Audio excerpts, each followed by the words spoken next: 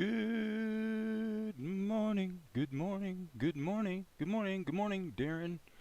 Um, I'm looking at the stream just to make sure things are working properly because I started out today with OBS 2.7 and it literally told me the address didn't exist. It would not connect, which is really bizarre. So I jumped back to OBS 26 and things seem to be working. So a little annoying for sure. But anyway, okay, so do me a favor, Darren, before I get started here. This should be a good session today. I'm going through the show and looking for shots that need some improvement or whatever. And that led me to this shot where Luca is way off character, and there's some reasons for that. But anyway, because of that, morning Maria, because of that, this shot that you see on the screen now was done really in the early middle period of when I was, started working on the show and trying a lot of different things in terms of, I was doing a lot of work in Blender, for example, and I kind of bounced between OpenToonz, back to Blender, back to Krita, and then of course, most recently, most of the work's been done in Tahoma. So the webinaring all afternoon. Hey, there's nothing wrong with that, Maria. My content's not that interesting anyway, so that's perfectly fine. And you definitely have fun doing whatever it is you're going to be doing. So anyway, one question I had for you guys is, I turned on a playlist of just like music in the background that it's basically music from movies, that it's music I've written for the underscore of movies. And I just wondered if that volume is okay, or if that's distracting, or is that kind of a good or a bad thing to have playing in the background. I don't know, and frankly I don't care much. I just thought it'd be fun to listen to, really, and so I'm just wanting to make sure it's not intrusive or anything like that, because it is supposed to kind of be background music, right? So, and some of it probably would be, I'm thinking about the spy music from, looking for the, yeah, this, like this, for example, is pretty bombastic. What watch time is there? I think what Golden Slime is asking is what time is it here? It would be 10 o'clock in the morning, Eastern Standard Time. 10 o'clock. So, anyway, the question was, is the background music a distraction? And it may wind up being a distraction to me, actually. So here's what we're going to do today. Quick recap on kind of what's been going on in my world. The reason I haven't been live streaming much this week, frankly, I've been working on paper a lot because it's been a lot of writing. And the reason for that is that my expectation is, if we jump over here, what we've got is we've got episode 1 basically animated. Look at all that, wonderful. Episode 2 is all but 3 minutes animated, but we got to go back and make some corrections and things like that. And in the meantime, the question is, what about shots like this that really need to be redone? Okay, so that's that's kind of part of the agenda. And I had mentioned having a discussion with my film distributor this past week to sort of regroup on crowdfunding related stuff. And the little bit bad news is that at the corporate level, they're not necessarily ready to directly promote a show that they're not actually distributing. So they're going to be a lot more proactive about promoting Salt and Light after the first episode is released, actually, which makes perfect sense. I can completely understand that. So it looks like what we are going to do is, for your guys' enrichment, I'll say so my distributor's channel would be Encourage TV, which is basically where all of the content for all the content that they have is posted basically to watch for free. Okay, and they're doing pretty good business with 642,000 subscribers. So here's the thing: they've got these little intro videos. Like here's Kevin Sorbo saying, "Hey, welcome to Encourage TV. Thanks for watching. Don't forget to subscribe." Okay, so Kevin Sorbo does that. They've got one with John. Who's the guy that was on Dukes of Hazzard? John. Why is his last name escaping me? Anyway. Corbin Burnson's another one. But the problem is that all of these little promo videos that welcome you to their YouTube channel are done by kind of semi-famous faces who are all men.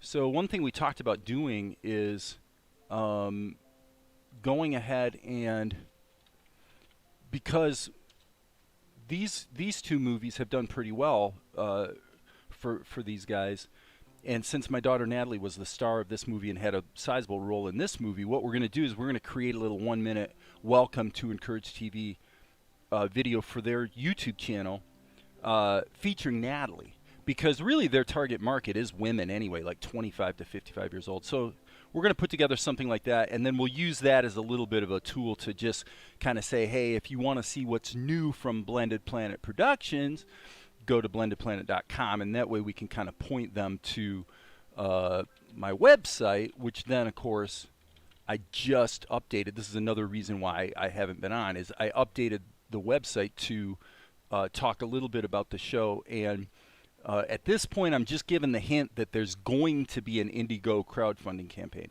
because I expect it to go live probably like August 15th. Schneider, thank you, Maria. I don't know why I'm thinking Schmidt. I don't know why his name escaped me. But so my basic timeline here is that the first 2 weeks of August will be spent with what you would call pre-launch, where a lot of friends and contacts that maybe can help us get the word out or whatever, you know, maybe talking to them privately, and in some cases getting some feedback on the campaign content. One question, by the way. Okay, OBS is sure reliable. Whenever it disconnects, it always is about 260 frames. Okay, so so that was strange. YouTube updated the stream start time to 16 minutes and didn't start it. I've just joined. That's really weird. Yeah, YouTube's a little strange today. Like I said, I started streaming or tried to with OBS 27, and it literally wouldn't work. It just said, it basically said the stream key is invalid, which is impossible. The same stream key is working fine, and nothing has changed in OBS 27 from the last time I used it. So I don't know. I at this point, Darren, I disagree with your assessment about our internet connection. We've got a 30 megabit connection up and down. I run a web server 24/7, Zoom calls, anything else you do on the internet, never a problem. We had a little bit of an issue with the Wi-Fi recently, but basically never a problem. The only thing that ever has a problem is specifically streaming to YouTube from OBS. So it could be that it's YouTube, and it could be that it's OBS, but I don't think it's Frontier, which is what my internet provider is. So anyway, so the timeline is do the pre-launch, kind of get the word out preliminary the first 2 weeks of August, and then basically from August 15th to October 15th, I would expect. Okay, so Darren, let me answer your question in half a second here. Okay, so you got a 2-month window there of promoting the Indiegogo campaign. Now, the thing about it is I'm doing it as a campaign that never ends so that people can continue to support going forward into the future. And if the show gets some traction, you know, and we still are, you know, welcoming support well into episodes 3, 4, 5, 6, 7, etc., that's fine. So anyway, to get to Darren's question, I have not, and the reason I have not is because as far as I know, Twitch I've heard good things about. Okay, no, you're fine, Darren. Twitch I've heard might be a really good option. I just haven't gotten around to even looking at it. Okay, so should be back live here in just half a second. So Okay, so answer to your question is, why not stream directly to YouTube? As far as I know, all that gives me is the webcam. So I have not looked. It's been months and months since I looked at it, but the last I knew, it streaming directly to YouTube did not give me the ability to capture my desktop, which is kind of the whole point for me, and mix and match multiple sources. If you could, that's what I would do. I would ditch OBS in a minute for that reason, if that would be if it would be workable. So, okay, what are we going to do today? I want to get to it so I don't waste everybody's time too much. The goal here today, you know, last week when Ed Tadeo showed up on the live stream, you know, I talked a lot about Krita since he's a Krita guy, and right now what's really happening here is I'm going through the show and looking for opportunities to just kind of improve things, right? Well, this is a great example, a real test case, frankly, of a shot that was done in Krita that what I'd like to do is improve some stuff and move it over to Tahoma. And my reason for that is that not only is the animation part of it more flexible, but also it gives me the ability, if I need to make another revision downstream, which certainly could happen, I have the ability to just make a quick change and do a quick re-render, and the whole process is just simply more efficient from Tahoma. So basically you've got these two industrial strength animation applications, okay? Krita, Tahoma. What we're going to do is we're going to take this shot that was done many, many months ago in Krita, and we're going to move it over to Tahoma and basically deal pragmatically with the challenges that go with doing that. You're going to discover that it's a pretty quick process, actually. Not too tough. But then that puts me in a position where it's a little easier, and by the way, I know I just was on the wrong screen, little easier to go ahead and take shots that need to be improved a bit and do so. Okay, so what's the problem with this shot? Well, actually, surprise, surprise, this is really the first time Luca shows up in episode 1. And it's pretty much the only time Luca shows up in episode 1. I didn't really realize he was so absent in episode 1 until I went back and looked at this. But basically, where's Luca? He's not around, okay? So the problem is he's off character. And by off character, what I mean is he really has the body of about a 4-year-old, when in point of fact he's more like an 8 or 9-year-old. His body's the wrong size, so he just doesn't look like Luca, you know. Big problem. So what do we do about that? Let's deal with it now. As I said, let's deal with it pragmatically and straightforward. We're 15 minutes into the live stream, and now what we're going to do is we're going to buckle down and really try to get this done. Okay, so how would we do that?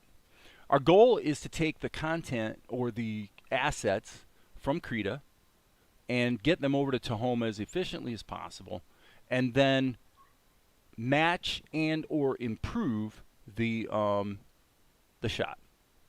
Okay? So I'm going to do a few, I want to make a little commentary here about the background. Now the background it's kind of simplistic. It's kind of, it's a little cheese ball. You know, reminds you of Underdog or something. Okay, that, for me, that's not a problem. As far as something in this shot that needs to be fixed, I don't see the background as something that needs to be fixed. It could be improved. We could add a little bit more dimensionality to the buildings in the background, a little more detail. That's all fine. I could do that or not do that. At the end of the day, it's not going to break the show one way or the other. Okay, so when I look at this shot in isolation, that is something that I notice, but I would not personally say that's a problem for this particular shot. But I mention it because somebody might look at it and go, boy, you know, that's a pretty, you know, it's not exactly an anime style background, right? And you're correct, that is true. So I may get around to addressing that, but again, it's not particularly a problem. So let's go back to Tahoma real quick and do a quick recap, because the last shot I did was in episode 2, and we had Vespar going like this, and we basically do a bit of a smash zoom on him in the edit. So it's really pretty simple shot.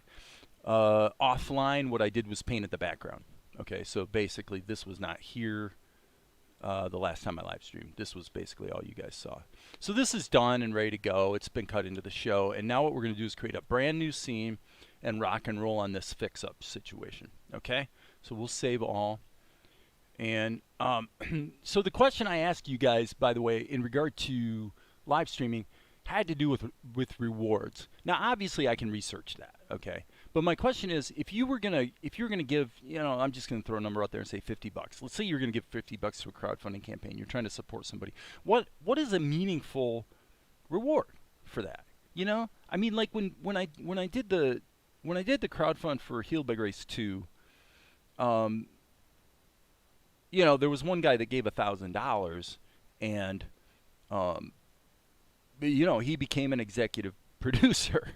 I've kind of told that story here before, because a lot of times that's what you'll find if you're like I am, where you're a very modestly successful filmmaker. You've got a little bit of street cred. People have kind of heard of you, but you're not, you're no Spielberg, right?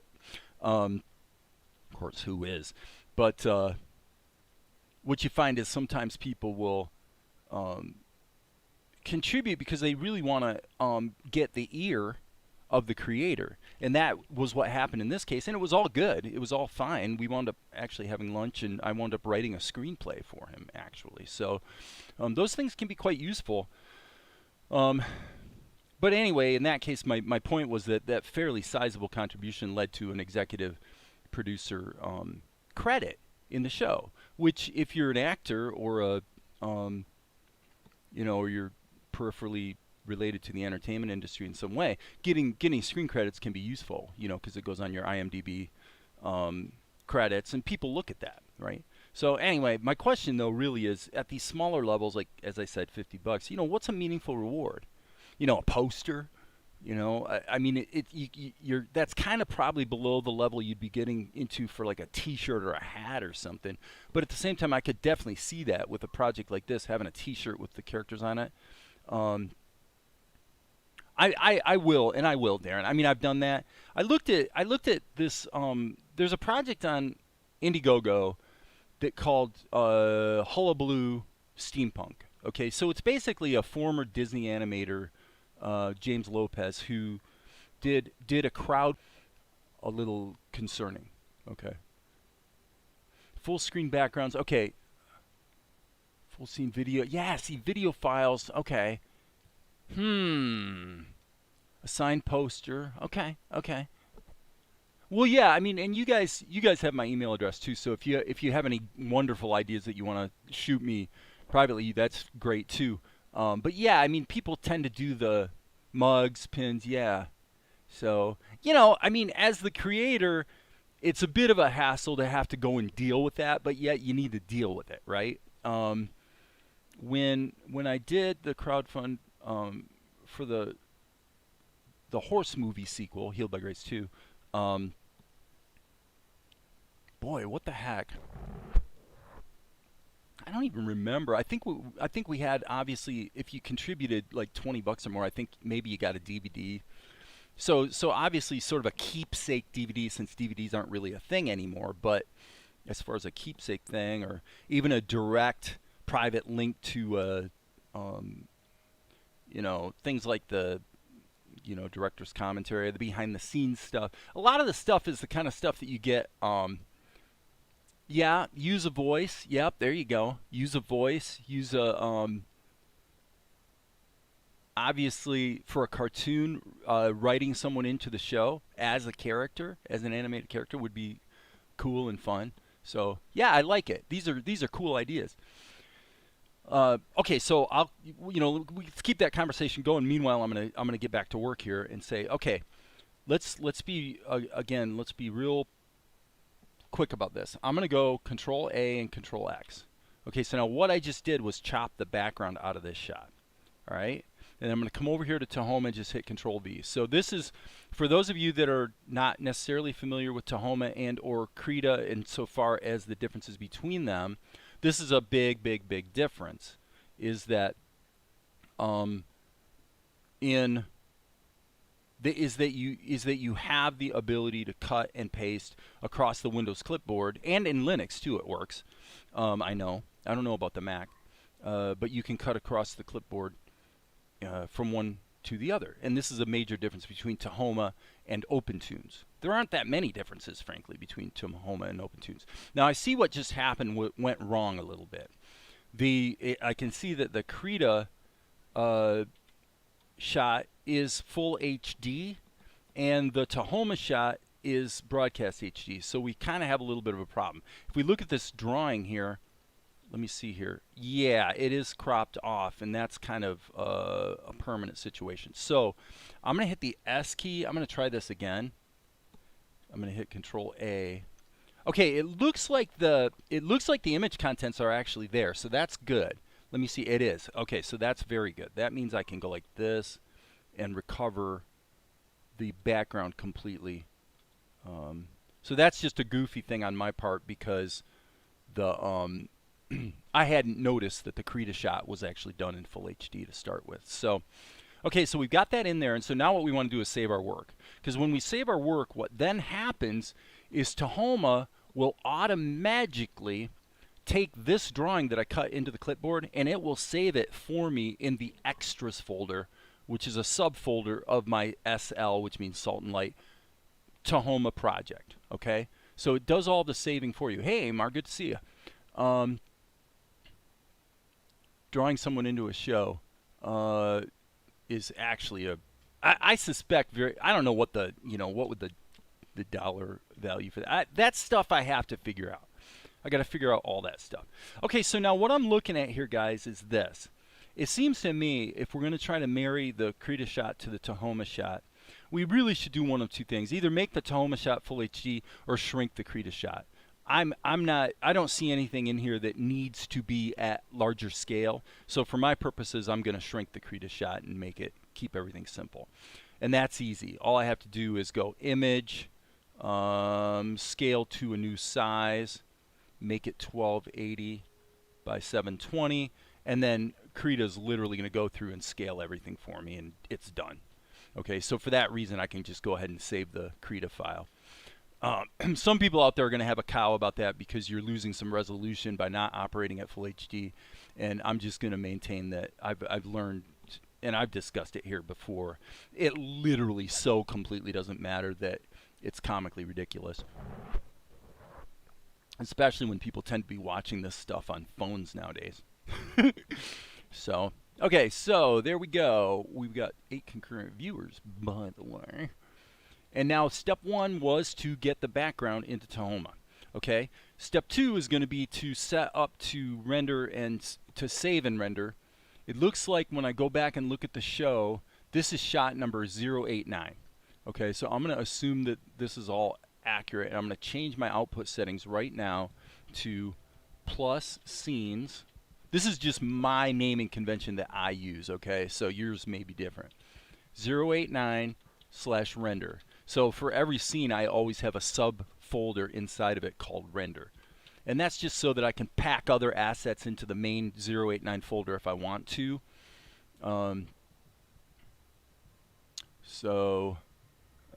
That is good, and now what we'll do is we will save all, and we got to give it a name, which obviously is going to be 089. So 089, and now we've done our housekeeping, and we're actually ready to get the shot all blocked in. So it's taking Tahoma half a second to save everything. So again, the question of the day is, how do you basically take a shot that was done in Krita that you want to improve?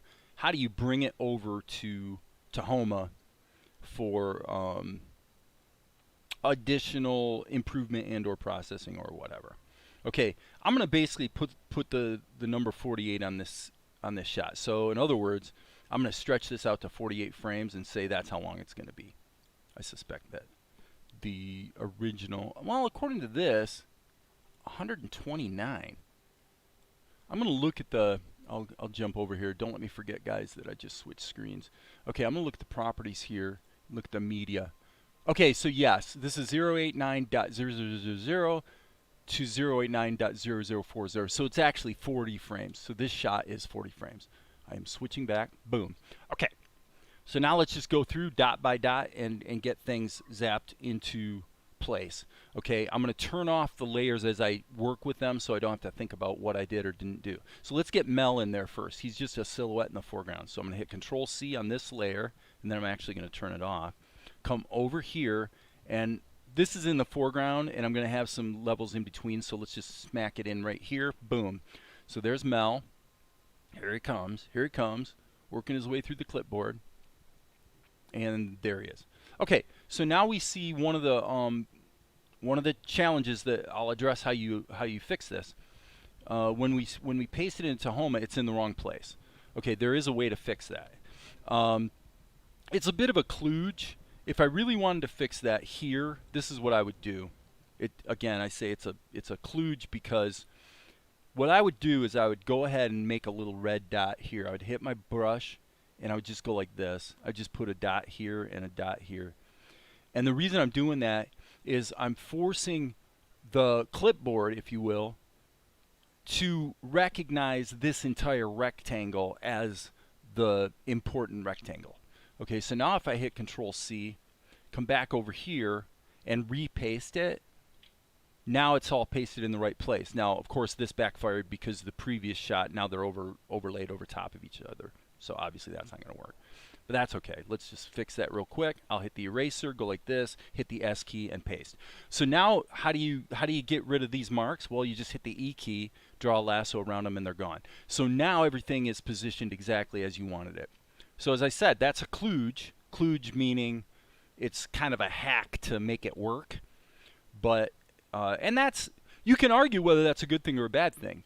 The argument for would be to say that, hey, Krita, the clipboard, and Tahoma are smart enough to recognize that this is the relevant area and this is all wasted pixels. So why cut them across the clipboard and consume memory or whatever, you know? My argument would be, well, generally when I'm cutting and pasting across the clipboard, it's almost always the case that I want the full frame so that things are positioned properly. Okay, so you're going to do 200 different art styles this year, and most by the end of next year. 200 different art styles. That'll be a very, very good exercise. So one of the assignments, Amar, that I'm going to give you is to give me 3 different versions of all the characters, or maybe just the main characters, in Salt and Light. So you do one that's accurate to the characterization in the show, and then you do one that's like a Simpsons version, you know, like that, right? So there you go. I gave you an assignment, and you, of course, it's your prerogative to accept it or reject it. And just add stuff into a group to do like little color corrections and kind of punch up the look of it and stuff like that. It really is quick and easy in Krita to do so. You just add a layer, use your airbrush a little bit, and put it in any one of a zillion different blending modes. Well, okay, well, what about Tahoma? Well, let me show you. Here what I'm going to do is, I don't want to do what I just did with the pixels as far as putting the red dots, because this is all semi-transparent and blah, blah, blah, blah, blah. So, so I'm going to just go with it as is. So I'm going to go Control C, and this is the tint. So I'm going to turn this off. So here's what you would do in Tahoma. Okay, step 1 is to paste it in. Uh-oh, okay, we ran into a little glitch there. That's okay. Let's try that again. We'll hit the All, Control C, back to Tahoma, Control V. And for some reason, Tahoma is insisting that there's nothing on the clipboard. So there might be a hiccup here that I'm missing. What would that be, I wonder? Edit. This has not really happened anytime recently. It still rejects it. I have a feeling. Okay, so this is new. All right, well, let's do this. Let's take this layer and let's cut this. Let's trim this to the image size so it's actually the correct frame size. And also, I have a suspicion maybe something about it being an isolated layer in the group. I know what the problem is. I think I know what the problem is. Let's try this. Okay, you'll notice that this layer does not have any animation keyframes. Okay, so we'll see if that's actually a problem here in half a second. But I'm glad I bumped into this because, yeah, okay, so now we have to solve it. So I have a suspicion that if we go here and hit Control Insert and actually make an animation key, I'll betcha,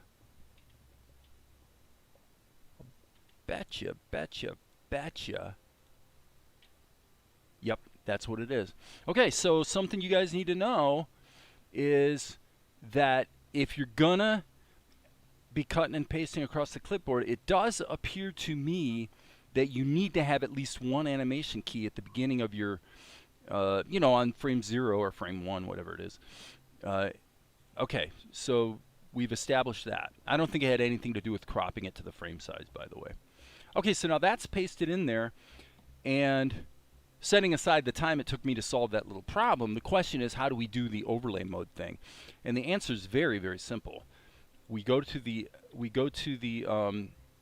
effects, and for column 3, we're simply going to add layer blending INO overlay.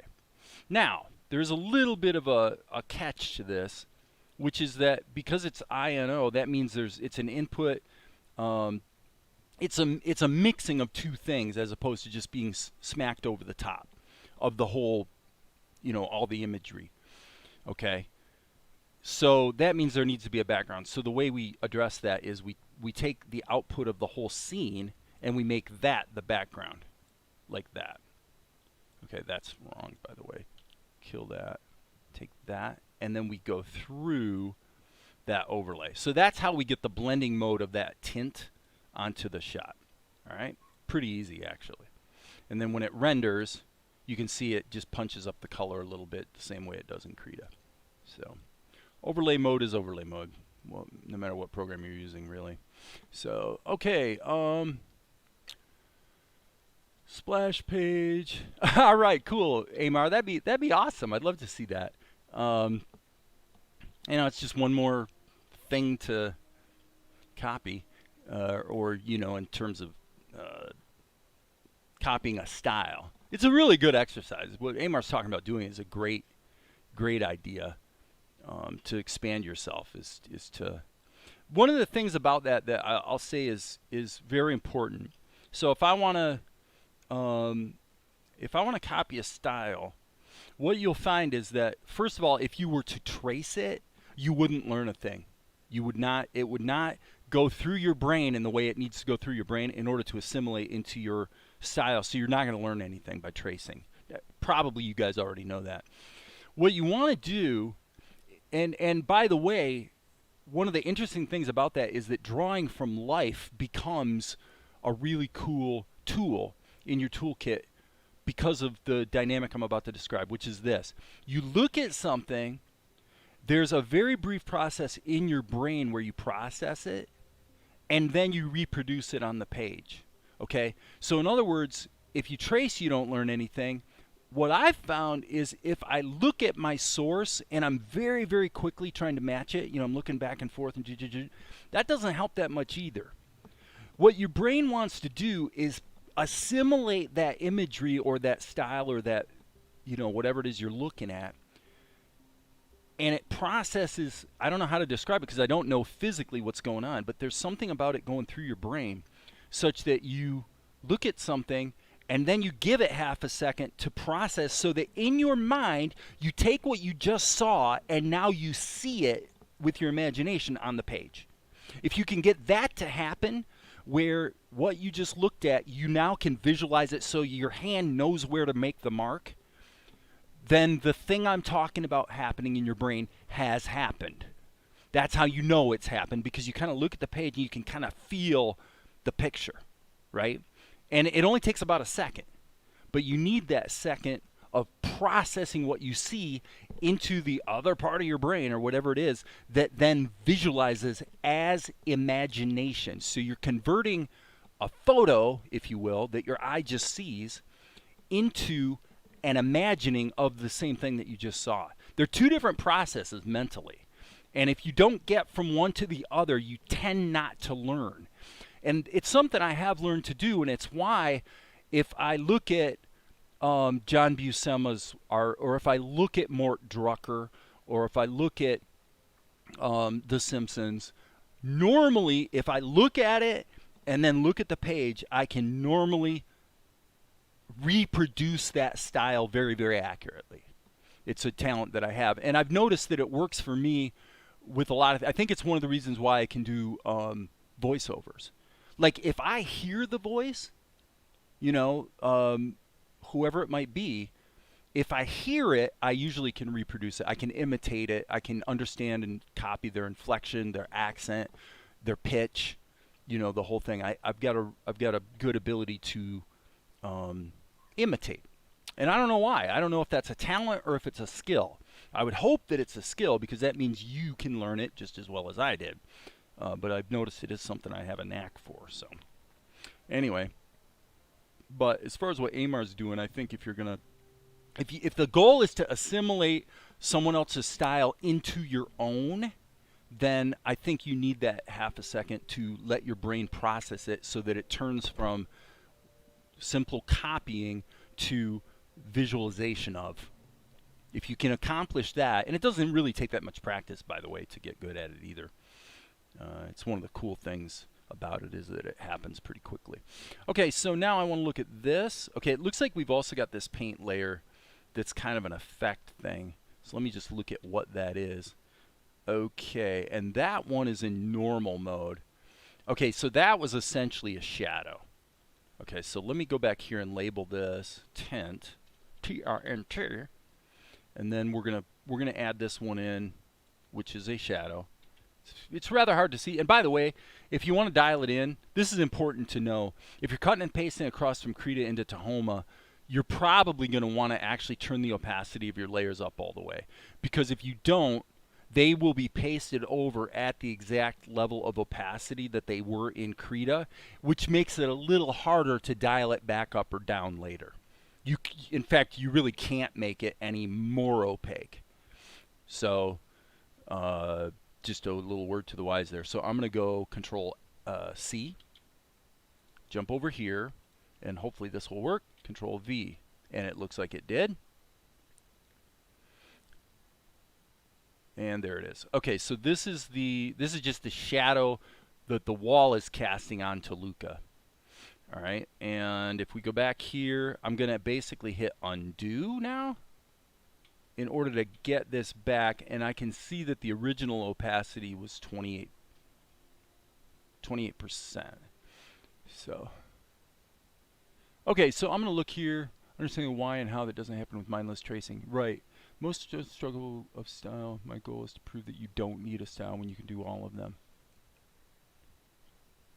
I do that is a good, I mean, I'm definitely in the sort of jack of all trades camp in terms of my style, actually at anything. You know, it's true with writing the scores for you know, shows and movies. When I did this one awful picture, frankly, there were some real problems with the script and the casting, but it had some good things about it. But on balance, not a great movie, called Disconnect, Reconnect. But for that one, I really was trying to channel John Williams in the scoring. Not saying I succeeded, but I definitely was trying to. Done a lot of styles before, but it's been based on what I knew from cartoons, comics, and realistic drawing. Yes, well, Amar, when I look at your stuff, so far from what I've seen, I definitely see your distinct style coming through. So to assimilate other styles into that and try to, you know, well, assimilate's probably the right word, you know, to round out your style, you know, probably would be a good thing. Your style actually reminds me of, I've known a few guys that were professional, you know, they're full-time cartoonists and they tend to do a lot of caricatures. You know, kind of like what you see at a theme park when somebody sits and does a caricature of you, you know, in 10 minutes or whatever. And those cartoonists, there's something about their style that I've noticed is a bit of a commonality between the guys I've known that do that, which there haven't been very many, but there have been a few. And their style does seem similar to your style. That's not a compliment or a criticism at all. It's just, it is something I've noticed. Feeling another style is a very cool exercise. I do agree, Amar. People struggle often. I've spent years wishing I could write like other people, and I'm finally understanding develop me. It has to do with enhancing your senses. Yep, I agree with Amar. And I would say this, that Maria, you are correct. However, it's not either or. It's both and. So assimilating. I know when I wrote the novel version of Healed by Grace. So, you know, we've got this movie that was pretty successful, right? And so I was going to publish a novel version of it. Okay, now at this point, I haven't actually published it. What I did was I wrote about the first 40 pages or so, and then I had a friend ghost write the rest of it. So it's kind of ready to be published, but as we got close to the situation, I became less comfortable with the publisher. Okay, so I decided to kind of to scuttle that deal. But what I actually did was I read, I went back to J.K. Rowling's writing style in Harry Potter, and I very much assimilated J.K. Rowling's writing style into the way I did the narrative of the novel. Very different from the screenplay. You didn't see that at all in the screenplay, but okay. So anyway, I don't want to keep moving here. So hope you guys aren't getting too bored with all my blabbing about all this creative stuff.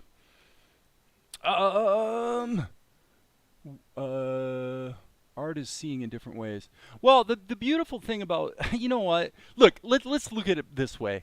Is it actually possible that someone's hand is the problem, right? It's not. It's highly unlikely. Okay, so it's not a coordination problem. When it comes to drawing, the problem is not coordination. The problem is seeing, and it's the process that I was talking about earlier. It's when you the mastery of it, as you get closer and closer to mastery, as far as I can tell, has to do with what I described, where you go from seeing to visualizing. They're two different things. If you can get from this to that, then you see it in your mind. You look at the paper or the screen or whatever it is, and you just can see it. You know where to put the line to make it work.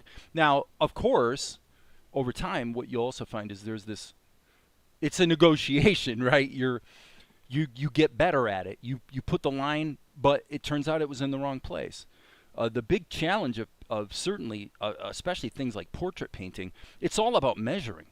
It's truly all about measuring, and what happens is you get the relationship between this line and that line right, and this line and that line right, but these two groups of lines, the relationship between them is a little bit off. And it becomes a lot of just measuring, and so it definitely helps to be either digital or using acrylics or something, you know, because they dry faster, right? So that you have the ability to actually fix things.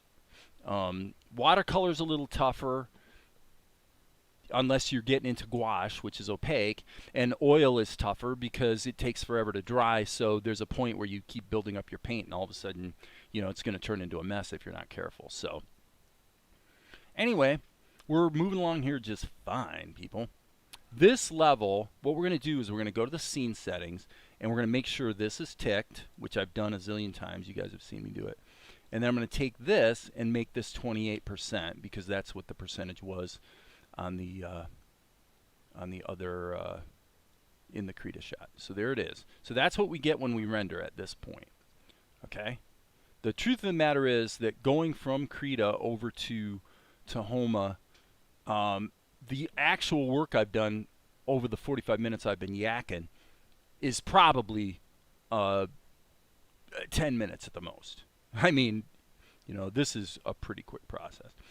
Okay, so what we see here, we've got monkey's tail, which we'll probably redo with the plastic tool. So this is where all of our action is here. So this is his mouth.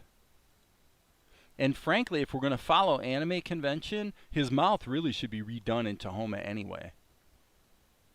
I do like the lip sync though. I did a pretty good job, I think, and so I'll see what I want to do with that.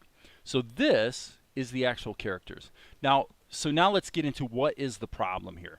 The basic problem is, as I said, he's off character. He looks too small.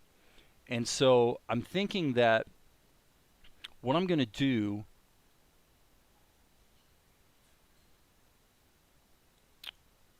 well, let me put it this way. If I was going to do it directly in Krita, just real quick as a test to see if what I'm thinking is correct, I would just grab his head and shrink it. Okay, that's his mouth. Sorry about that.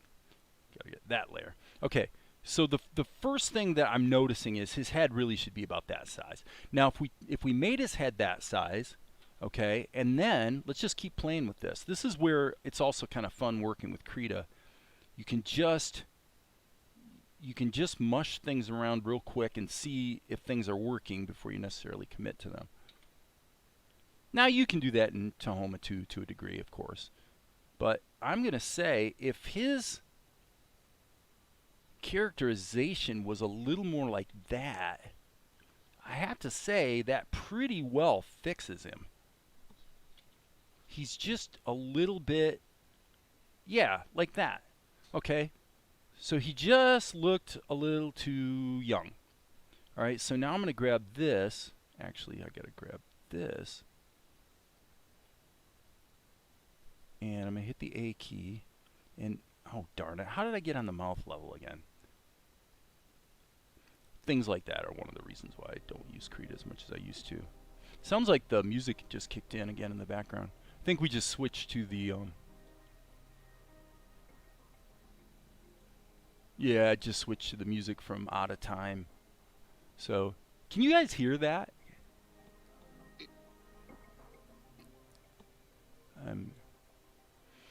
I've got the music playing in the background and didn't know how loud it is for you guys.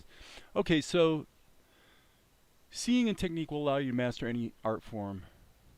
Yep, and you're never going to stop learning, obviously. Okay, so I believe understanding the technique, the work will put into the skill.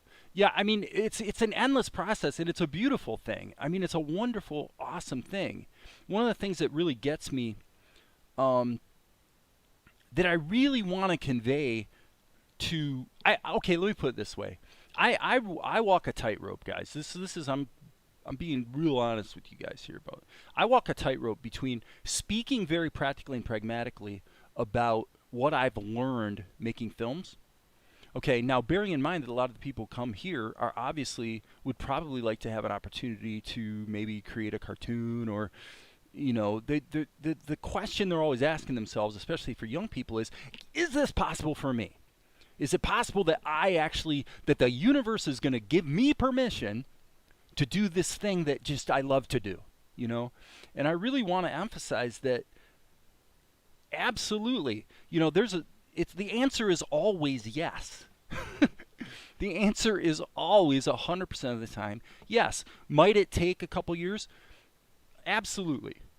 And that's okay. If you're going to try to master anything, you should expect it to take between 2 and 8 years anyway. The good news is, especially for someone who's older, like some of you that are listening, and of course I myself being in my mid-50s, you know, I look at the fact that the entire creative output of the Beatles, most of the music that mattered, happened took about 2 to 4 years. The whole thing was over in just a very, very short period of time. Now, they obviously had a lot of years playing in clubs and getting their skills up to scratch. But as far as their creative output, it really didn't take very long. And what you find is if you look at the careers of most, let's say, actors, or you look at anybody that's done anything notable. Look at Marvel Comics. Amar would relate to this one. Look at what Lee and Kirby actually did. If you look at what they did that was actually meaningful to current pop culture, it all happened between about 65 and 70. You know, it's about 5 years. You had the Fantastic Four, the Hulk. Now, obviously, Captain America was a legacy character that they rebooted. But I'm saying that this is normal. This is normal that your creative, your effort to be a painter or an animator or a storyteller or a you know, an actor, whatever it is. Actually, you know, any business you could decide to start. If you go into it expecting we're going to take a couple years to get our act together, we're going to have about 4 years in the middle where we get our act together, and then we capitalize on our success and our craft as we develop our craft. Now we're going to capitalize on that to whatever degree we're going to, and then it kind of fizzles out. You know, sort of the world passes by and goes on to something else, and your business has a life cycle. And then what tends to happen in creative areas is actually one of two things is what typically happens. I'm not a fan of Prince, but I will compliment the fact that he did seem to have the ability to reinvent himself. Madonna did that. There aren't very many people like that were popular in the 80s that have been able to sustain a career. It's really, really rare. But what happens is they've got this short period of time where they have the output that when somebody hears them today, the songs that they want to hear are always going to be the ones that were from that really brief period of their greatest success. So once they get through that period, what happens? One of two things. They either repeat themselves or they reinvent themselves. And both are okay. Some people would criticize the repeating yourself. I don't think you should criticize it. If you've had a few hit songs, it's like I still get a royalty check for a movie that I created 10 years ago. That's not wrong. Does it mean I have to create a new movie? Do I have to try to outdo myself? Of course not. I've decided to go on and make cartoons. You know, that's my choice, right? So it's okay to repeat yourself. But some people try to reinvent themselves. But my point is that no matter what you do, you're probably going to have a 2 to 8 year life cycle of it. And that's good news for the older people in the crowd, because that means you can start at any time. You've got plenty of 8-year cycles ahead of you probably, you know. And so you can start something completely new. And is the world going to give you an opportunity to do something really cool and interesting and maybe even profitable with that? Absolutely. Absolutely. Are you going to suffer setbacks that make you doubt whether that's possible? Not only are you going to, but you need to. You need to run into brick walls. Why? Because this is the way I look at it, okay? This is the universe testing you to say, okay, are you really committed? Is this really what you want? Is it really what you want? Or are you just poking at it and you say, well, if it works out, right, then we'll roll with the success. Nah, usually you're going to get tested a little bit, right? And so that's a good thing. It can be a discouraging thing or make you doubt, but the whole point is to doubt. Because if you doubt, then you have to decide, I'm committed to this for me. This is what Maria was saying.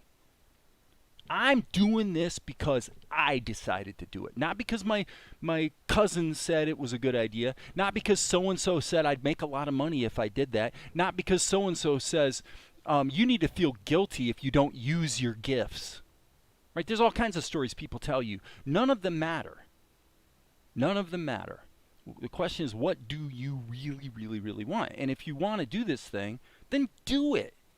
You'll have setbacks, but you'll get there, you know? So anyway, end of lecture. Okay, so back to work. It looks to me like we've kind of got him more or less where he needs to be in terms of the drawing. And then the only real variable here is his arm going back. So I think what we're going to do here, and you can see this is another reason why I'm liking Tahoma, is I rewind here and Krita doesn't refresh the screen. Okay, now strike that. That's my fault. I was on the wrong frame, so blah, blah, blah. I have seen that happen, though. So here's what I'm going to do. I am going to take... I'm going to actually reproduce this. It's kind of stupid, actually, to just cut and paste it. But okay, so let's just kind of do this one step at a time. Let's put Luca in here. Okay, so now Luca's going to appear.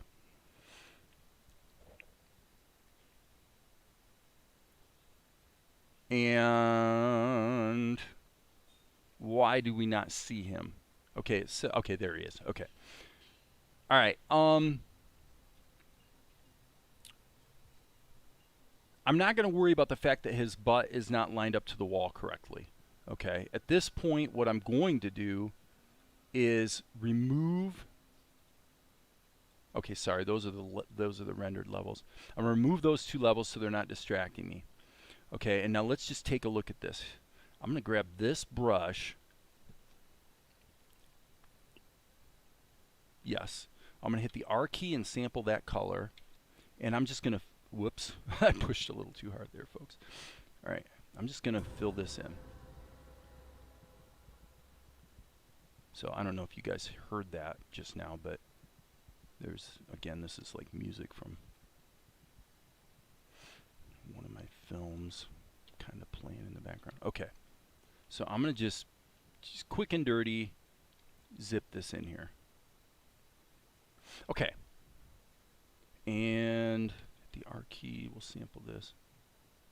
So this is not exactly the way I intended to do it. I was going to just reproduce the Krita shot in Tahoma, but honestly, it really doesn't make sense in this case. Since we're resizing this guy, we might as well look at how we can plan, right? The whole point was to improve it, right? So let's improve it. Okay, so now we've got him looking pretty good, and the question has to do with the animation of his arm. So I'm going to hit the insert key, and what I'm going to do is I really want to break him into 3 pieces and put him in a sub X sheet, actually. So that's what I'm going to do. I'm going to take this, and I'm going to select his arm, and I don't know if I can question. Can I cut and paste directly into Tahoma and create a new level the way I can cut and paste with the clipboard? Let's find out. It appears that it's happening because it takes Tahoma a minute to process the clipboard. Why it takes so long. Hey, Mikhail's here. Hey, Mikhail. Hey, Ajax. Sorry, didn't say hi. Some artists can see and understand faster, along with singers can hear. Yeah, like singing, I can sing all kinds of different ways because I've done a lot of like radio jingles and stuff. But yet, my pitch is I really have to concentrate to be spot on with pitch. And the, what is it? What do they call that effect? Something. The word alisma is coming to mind, but it's the effect when people. It's like what a lot of your pop singers do nowadays, where they sing these really crisp scales. Of course, a lot of times they're using auto-tune too. But yeah, I suck at that. Okay, so most don't see or understand that because they see the final outcome. Well, that's true. That's true. And all of your time is spent in that zone that no one ever sees. So you darn well better like what you're doing. You don't do it for the don't do it for the fame. That's for sure. It literally matters for about 10 seconds. Nah. I don't think Amar, I don't think it's nothing else. I think it's nothing really. Nothing really matters to me. Hey, can you create tutorials on how you create your characters in Blender? Complete course on Udemy. There you go. There you go, Amar. Riffs and runs, is that what you're... No, I think it's called melisma. It's the effect that, like, I'm say you're closer to my age, so I'm gonna say, let's say Mariah Carey. Mariah Carey sort of really was extremely good at that. So it's like she just do these crazy runs, scalar runs that are just kind of showing off. But I mean, it's really great. I mean, I can't do it, right? But hey, Vasudevan. This is my first live stream signing in from India. Hey, good to see you. I have a good friend in, what is it, Bombay? Is that the town? I think that's the town. Is that what they call it nowadays? Or have they changed its name? I have a good friend from Bombay. All right. Okay, it looks like the cut and paste thing didn't quite work. So what I'm going to do is I'm going to actually create 2 extra levels. Let's just go through here, and I'm going to really try to stay on task here and not go too far overboard on the blabbing. Because what we need to do is we need to get his head and his arm separated from his body. Okay? I will be the first to admit that the these body parts, you know, this is a little rough, but this is what I cut from Krita. It is what it is. So I'm going to take this and go Control C and key, which is my own hotkey. So that's probably not going to work for you guys. You got to set that up yourself. But what it does is it solos. I basically created a hotkey for this. Show this only. I put the tilde hotkey just because it's the same hotkey I use in Krita. Okay. So now what I'm doing is I'm filling that in, and then what I'm going to do is hit the B key, actually the R key, to sample this color, and then I'm going to just paint that in like that. We'll deal with the outlines here shortly because I know the outlines are a little crappy looking. I get it, people. Okay, and here I'm also going to take the E key, E key, and paint that out. Hit the B key once again and just cover that up, because remember, his arm and his head now are on separate layers. I'm just going to kind of block this in, and I'm going to go back here to a plain old, let's see, let's make this -1. I want to make it a little bit crisper outline. Let's just go ahead and smack this in here. Let me do that over again. I actually want to make those a little bit lighter. Okay, so grab this, and let's just go a little bit lighter and put a tiny bit of a red tint on there. That's better. That's going to sit in the mix a little nicer. So, anyway, again, getting back to the crowdfund, I will be launching a crowdfund for Salt and Light probably in about 2 weeks on Indiegogo, and so whatever you guys can do to help me get the word out, you know, when the time comes, I'd greatly appreciate it, because, you know, the goal is to underwrite the production and basically keep my fanny busy for the next 3 to 4 years, actually, on this thing. So any help is greatly appreciated. And again, I'm not talking so much about financial help, and of course that's welcome, but okay, so let's just look here. Whitney inspired her. Exactly, of course. Absolutely. There's space to make tutorials for the man in a hurry with no time to take years to master 3D character creation. Quick tutorial on character creation. Okay. I can do baritone, chest voice to high falsetto. Still working to get the soprano notes.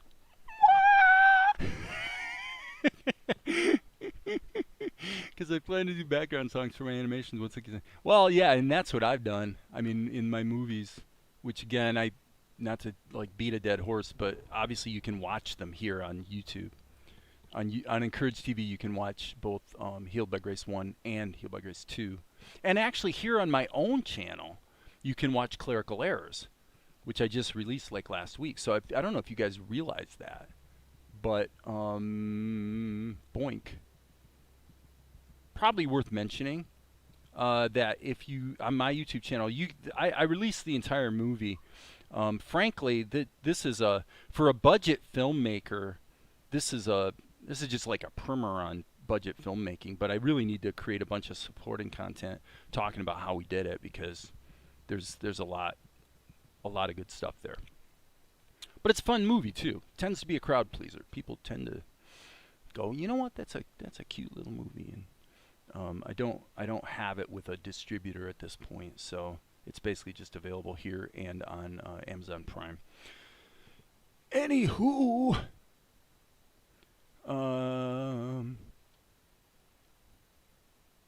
Billie Holiday. Yeah, I mean, Billie had a, you know, what people tend to say is that there's a lot of pain, you know, in her voice. A lot of pain. What was the fruit one? Pretty intense, really. Billie Holiday. How to breathe correctly. Well, you want to breathe from below.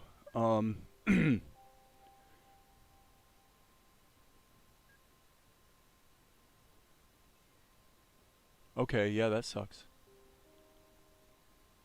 But yeah, strange fruit. Thank you, thank you, thank you. Yeah, what you want to do is basically this. There's two things you can do that are going to help you quite a bit. One is you wanna let your gut out, okay, so that you're breathing from below, so your diaphragm is actually pushing down, okay. And when you do that, one of the additional benefits of learning how to do that is that when I do a voiceover into a microphone speaking, I can actually get a breath. If you were to look at me, you'd see me jerk a little bit, because what happens is I can actually get a breath and you can't hear it. There's no like this. Now, I may do that sometimes if I'm not thinking about it, but if I'm trying to breathe properly while doing a voiceover, I can actually get another breath, which I just did, and you can't tell that I went and got another breath. And so it's quite helpful. But yeah, I mean, there's also a there's a playlist. Let me see here. There's a playlist on my channel that. Yeah, yeah, here it is. Dave's musical performances. So that playlist has a lot of quite a range. Like this song is going to be a very baritone country type song. Kathmandu Unplugged, or this vocal knockoff of Ronnie James Dio singing Man on the Silver Mountain is kind of rangy. I'm the man on the silver mountain. So you get the idea. No, it's a lot of fun doing the whole.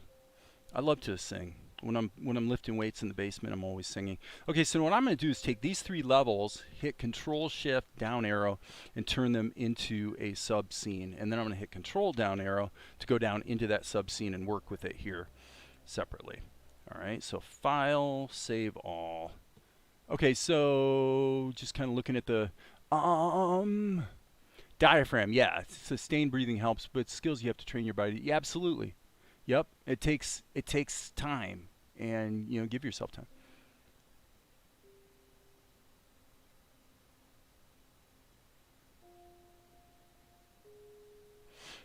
Yeah, I've never heard of that. The condition you described, sacchardosis, I've never heard of that. So I'm Googling it real quick. I've never heard of that, man. I don't know what that is.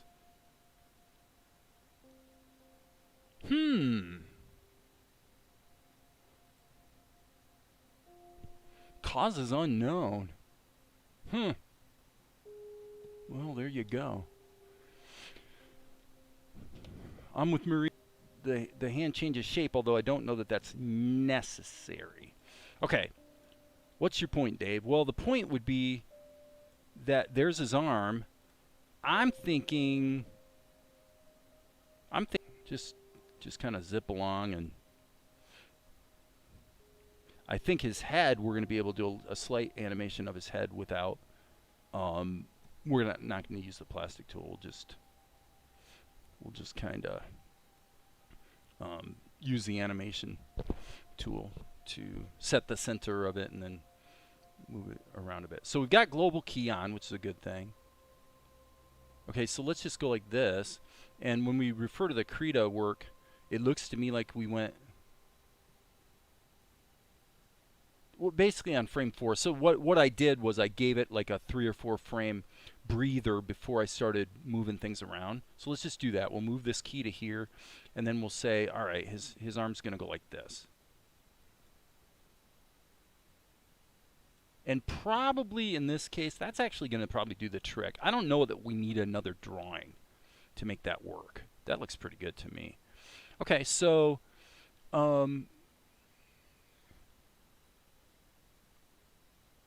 Bernie Mac and Tisha Campbell have it, or had it.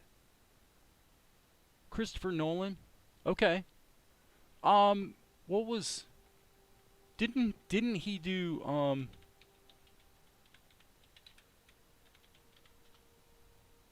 I'm looking at his... Yeah, I'm looking at his filmography. as director, because he's got quite a... Okay, so he did Dark Knight. Okay, yeah. Really good. I mean, really, clearly a mega talented guy. Definitely. Okay, so here is Luca's head. And so now with the Animate tool, I'm going to hit the A key, and then the first thing I'm going to do is set the center of it. Okay, so we kind of know where his head would be anchored in terms of rotation. And then what we can do is let's just basically use rotation, and let's consider what he's saying here. I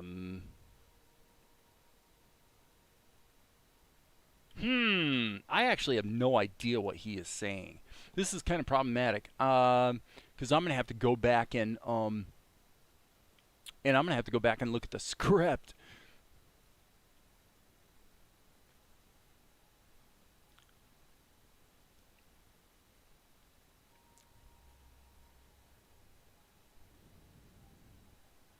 Well, I think Amar is alluding to a real problem that I think about fairly often, which is that a lot of people, okay, so I'll get a little philosophical here for half a second. Like I can, okay, so to be accurate, I don't work on this show full time. Okay, I probably give it about 2 hours a day is the average. Okay, because there's other things going on. There's other things I'm doing. I do have a business that I run, blah, blah, blah, blah, blah. But basically, if I really wanted to work on it full time, I could. And I recognize the fact that not everybody, when I talk about, you can do it, you can do this, you can do that, whatever you set out to do. Yeah, and I'm Mr. Rah, rah, rah sometimes. But yet I recognize that people do have limitations that prevent them from, just like doing whatever it is that they kind of sort of wish they could do. And I think about that.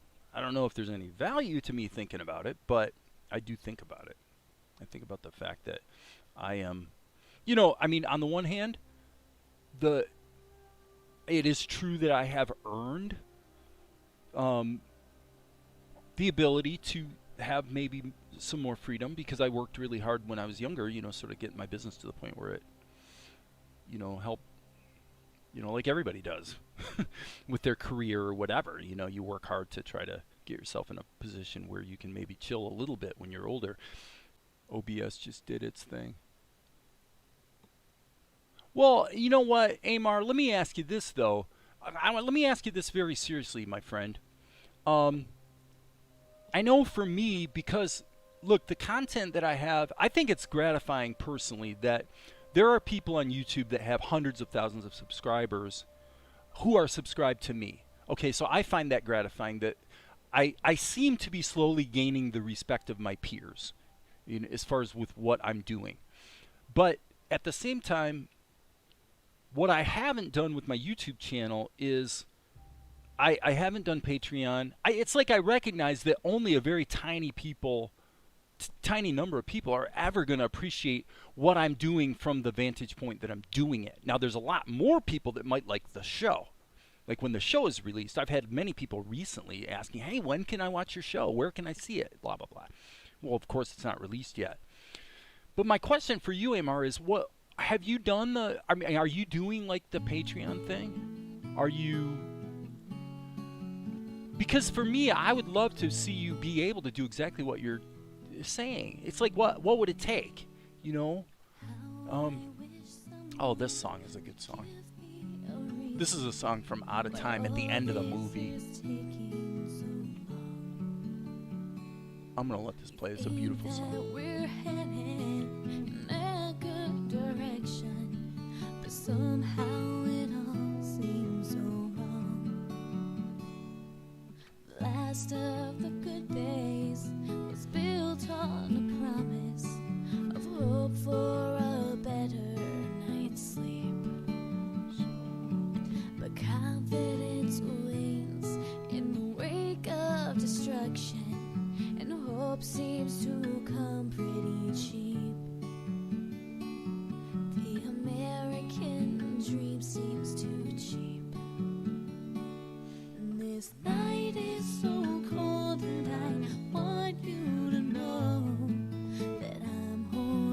I hear you, brother. Dear to your heart, and faith is a friend that stays true to the end. Give it time to reveal.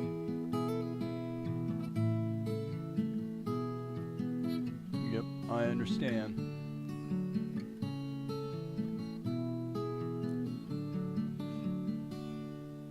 Hope for tomorrow, like Jack in a tumbler, how quickly we drink it away. We look to the east, to a house that's snow-colored, as if it could hear what we say. We trust in the name of defending the sanctified freedom of man. But freedom is wasted when chains hold the promise and everything's built upon sand. An American dream built on sand.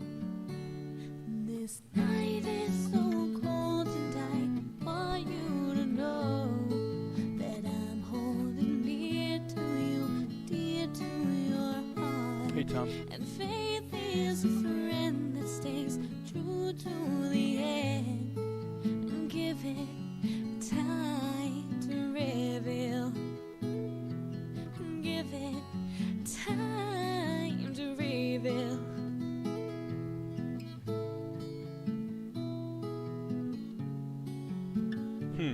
Okay, so I had to just sit and listen to that. I haven't listened to that song in quite a long time. It was a song I wrote for, I think, my third film.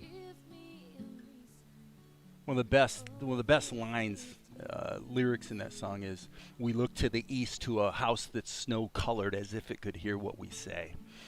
It's really talking about the futility of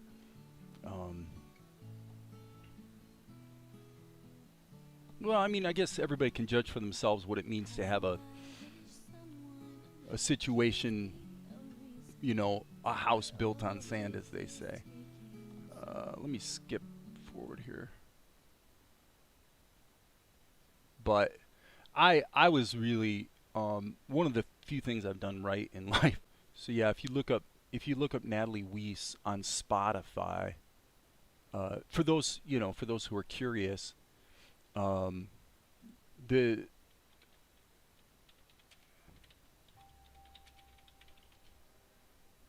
So yeah, here we go.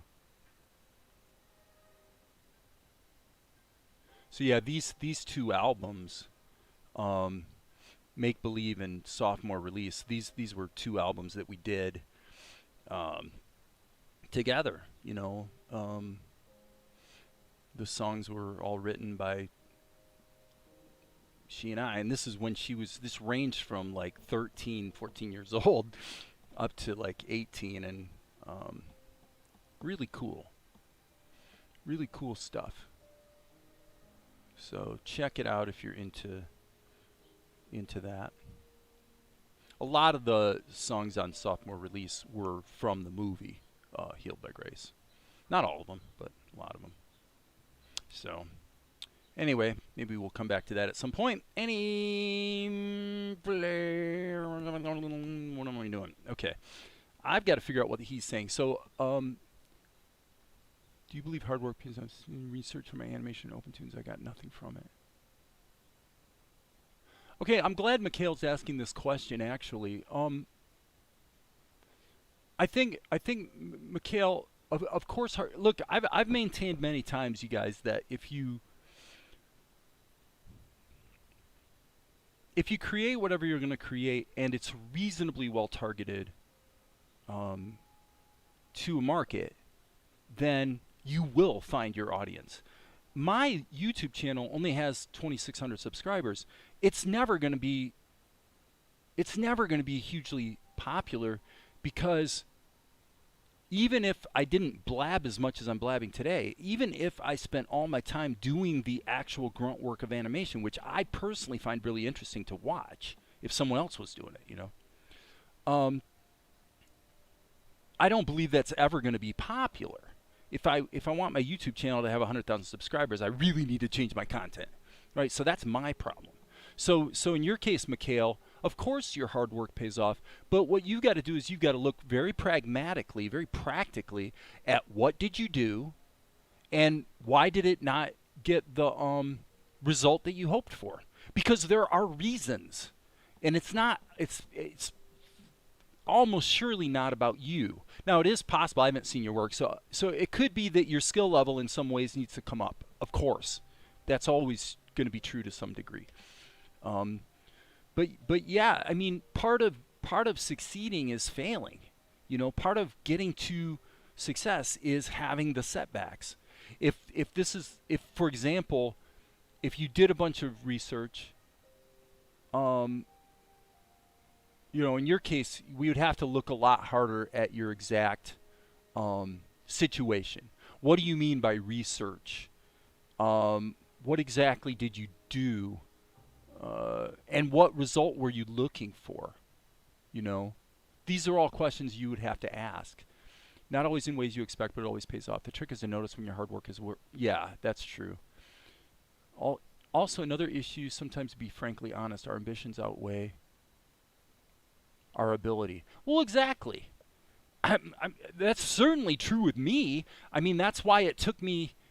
I wasn't even close to. And by the way, what we're looking at right now is one of the earlier shots from the show that, frankly, you know, I don't think is my best work. But it's in the show, and it does need to be fixed up and improved. That's why I'm doing this here today.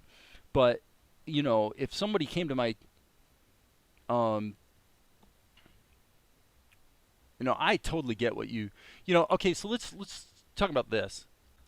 Okay, so like what we're talking about right now is probably the single most important thing we could ever talk about. As a group of creative people that all have you know, we all have goals, we all have things we want to achieve, and frankly, in the real world, the usual barrier to us being all that we can be, both creatively and in terms of our level of performance, has to do, unfortunately, with money. It has to do with the fact that you have bills to pay, and you can't necessarily focus on what you're doing. Okay, so I don't know what to say about that, because it is a real problem, and I think it's a problem that never goes away until you're way over the top where you truly don't have to worry about it. So in the meantime, for all of us, we're in the same boat, okay, in that sense. So let's just set that issue aside, because we all have to deal with it equally, let's say. So really, at the end of the day, it then comes down to the work. Amar is correct. When 3D animation tools became available, when they went from being $10,000 for one seat of Maya or 3ds Max, it was more like $3,000 actually, but it was still expensive, right? Back in the late 90s. Once the tools became readily available, everybody, all of a sudden it was possible to do what you could not do before. It's one of the true, you know, even today people talk about the idea of 2D animation being digital, and yet that's been true for 20 years, right? Okay, so let me look at this. I want to look at this, and guys, as a group here together, let's just take a look at this, okay? So, because if we can help, let's help, right? So Mikhail says, you did an animation on biology on a disease that I'm suffering from. Okay, and it got about 300 views. So maybe I should do something like COVID-19. I have a degree in biochemistry. Okay, so Mikhail, let me take a look here. I assume this is on your YouTube channel.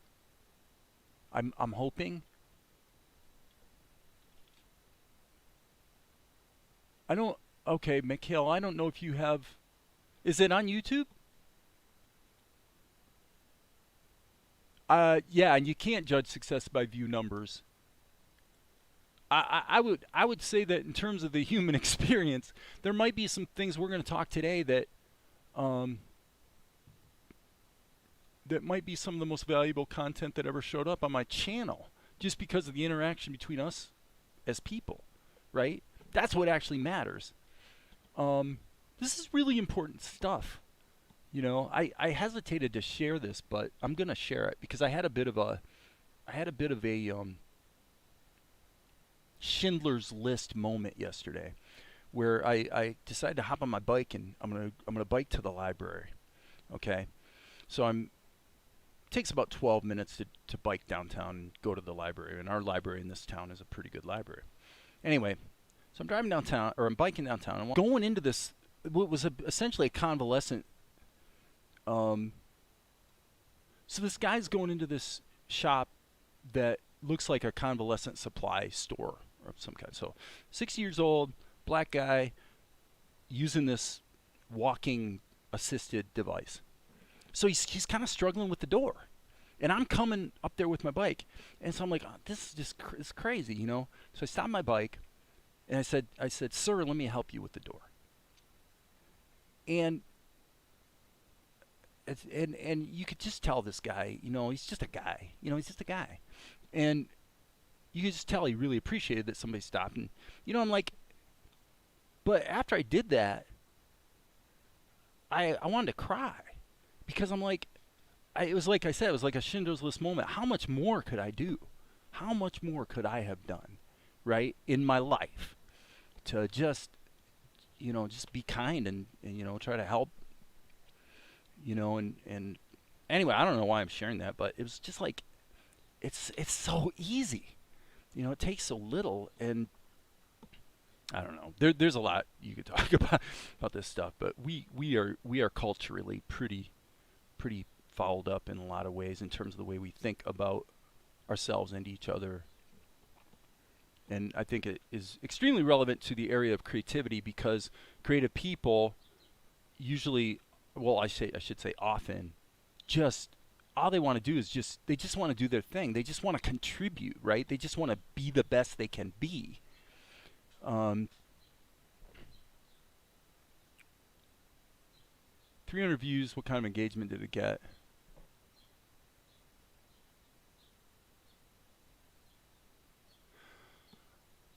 If I was advising Mikhail, okay, I would be saying that let me put it this way, okay, if I create a 2-minute explainer video for a client, that's gonna be worth a couple $1,000s. Like a 1 to 2 minute explainer videos in the real market. In fact, if you go to Fiverr and you try to get it done, and then you actually get into the details of what it really requires, so that it's not like really awful, and you really want to get a good explainer video that's going to be 1 to 2 minutes, you're going to spend $1,000 to $2,000. You're going to spend about $1,000 per finished minute, right? So if you create that same explainer video and you post it on YouTube, and you're depending on views and all the rest that goes with YouTube to become a revenue source, it's probably going to take you 15 years or more, frankly. It might take you 30 years to get that same $2,000. So I think Amar's kind of touching on an important point here. I think what Darren is doing with his YouTube channel and his OpenToonz course, Patreon, or whatever it is he's doing as far as raising money, that's a different animal completely than creating the content so that one individual piece of content is going to carry the day in terms of revenue. And the only way that I know to do that effectively is to create content that is targeted to a specific market for a specific reason with a specific goal. So again, an explainer video, 2 minutes, it's going to take you a week to do it, let's say, and there's a couple $1,000s, is what that's worth. I mean, in the real marketplace. Okay. Well, what's a movie worth? I've created multiple 90-minute movies. Well, what are they worth? Well, it depends. The reason my 5th movie was a big success after 4 movies that weren't at all was because I simply went to a distributor and asked them what was selling. And then I wrote, now it's still risky because but I wrote the thing specifically to address what we agreed would, you know, a movie that's going to sell well would look like this. This is what it would have. I'm like, okay, let's include all that, right? It was like a half dozen things. So, but it's still about a 6-month risk in that case, you know, where you don't know what's going to happen. And the saddest thing about that thing was because I was paid to make the movie, I didn't actually get the reward from the movie being as successful as it was. You know, somebody else got that reward. And I don't begrudge that. I mean, that's a whole nother thing you could talk about. But so I'm looking at the comments. I understand that many of my videos only get 100-200 views. That's true. And I mean, same with me. Same with me. Not buying much bread for that either. Well, that's right. And it's always, this is the struggle. You know, the struggle for a lot of people, obviously, is to be able to, you know, pay your bills with your art. You know, that's the challenge. And obviously people do it. You can do it. You can do it successfully. It's important to kind of have a target so that you know when you've succeeded, right? Hey, Ad, good to see you. Hard to make money from sharing videos on YouTube if that's where you're sharing. I wouldn't count on that growing too quickly. Well, okay, yeah. I mean, well, that's right. And see, the thing about it is, okay, so now I'm going to say something dangerous, and Ed, you can get mad at me for saying it or even asking the question, and I want to strongly encourage Ed Tadeo to dodge the question, okay? So feel free, Ed, to dodge the question. But the topic we're talking about has to do with the challenge of creative people like us trying to, you know, just get enough revenue from our art so that you can focus on your art, you know, because that's what a lot of the people who come here want to do. So Ed is the only guy here today, I'm sure, who is actually qualified to discuss, well, what's the difference between having 2,500 YouTube subscribers versus having 100,000 YouTube subscribers. And the truth of the matter is, I don't know. I think there's guys that have lots of subs that actually don't really make all that much money from it, and there's guys that have a lot fewer subs who make a lot more money. So it has to depend on how they're monetizing it with, you know, things like a Patreon or sponsors. Or so again, I say it this way to say, if you want to weigh in on that conversation, Ed, of course your insight would be welcome, but I can certainly understand why you probably wouldn't want to get anywhere specific about that type of information. So that's perfectly what we would expect. So our mother taught to support various artistic interests, and I fell into corporate administration work. Doesn't pay a lot, but there's adaptability. And you leave work at the end. Yeah, that's right. Well, there's that too to consider. I mean, the whole idea that you can go to work, do your thing, and come back home. So again, we're over here in Krita with this shot that we did. I mean, this was many, many months ago, and frankly, there's some things about this shot that I'm not particularly proud of. But as you can see here, what I did was resize it, because I really needed to get Luca on character. So that's what I'm trying to do here today. And what I was doing here briefly was looking up at the script to see if I could find. We're only 3 minutes into episode 1 here, so I gotta say this is gonna be. I'm gonna hit Control Home, and I should be around page 3 or 4. So bear with me, guys, because I need to look up the script. Ah, here we go. Got it. Okay, so yeah, Mel says, "Hey, cool monkey." And then Lucas says, well, he's not really mine, he just follows me around. So that's what was in the script. So I think that's what we see here. Well, he's not really mine, he just follows me around. That's, I'm not sure that the voiceover lip sync is the greatest ever either, but okay. So that's what we're dealing with here. I'm going to deal with this as efficiently as possible, and I'm going to use a smart raster level, but I'm going to just do it this way. I'm going to do hit the fill tool. Okay, so now what we'll do is also turn this down a little bit. Just turn down the opacity so it just kind of sits in the mix better. And also we can make it even better by giving it a little bit of a tint like that. That looks kind of about right, actually. Probably something like that. Okay, and then maybe this could be made more opaque again. Yeah, let's actually do it that way.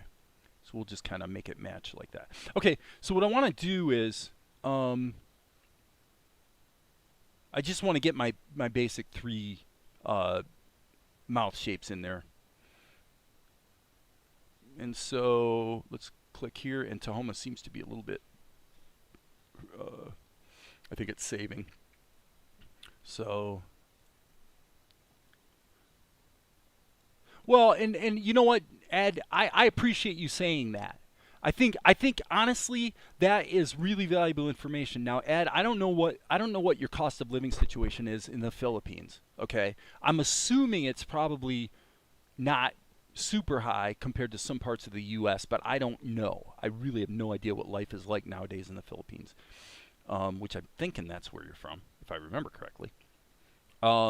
Is that right? Is it the Philippines? If I'm wrong, I don't want to. But if we can take Ed at his word, what Ed just told us is I've got over 100,000 YouTube subscribers, and it's still a challenge to pay all the bills. So what does that tell you?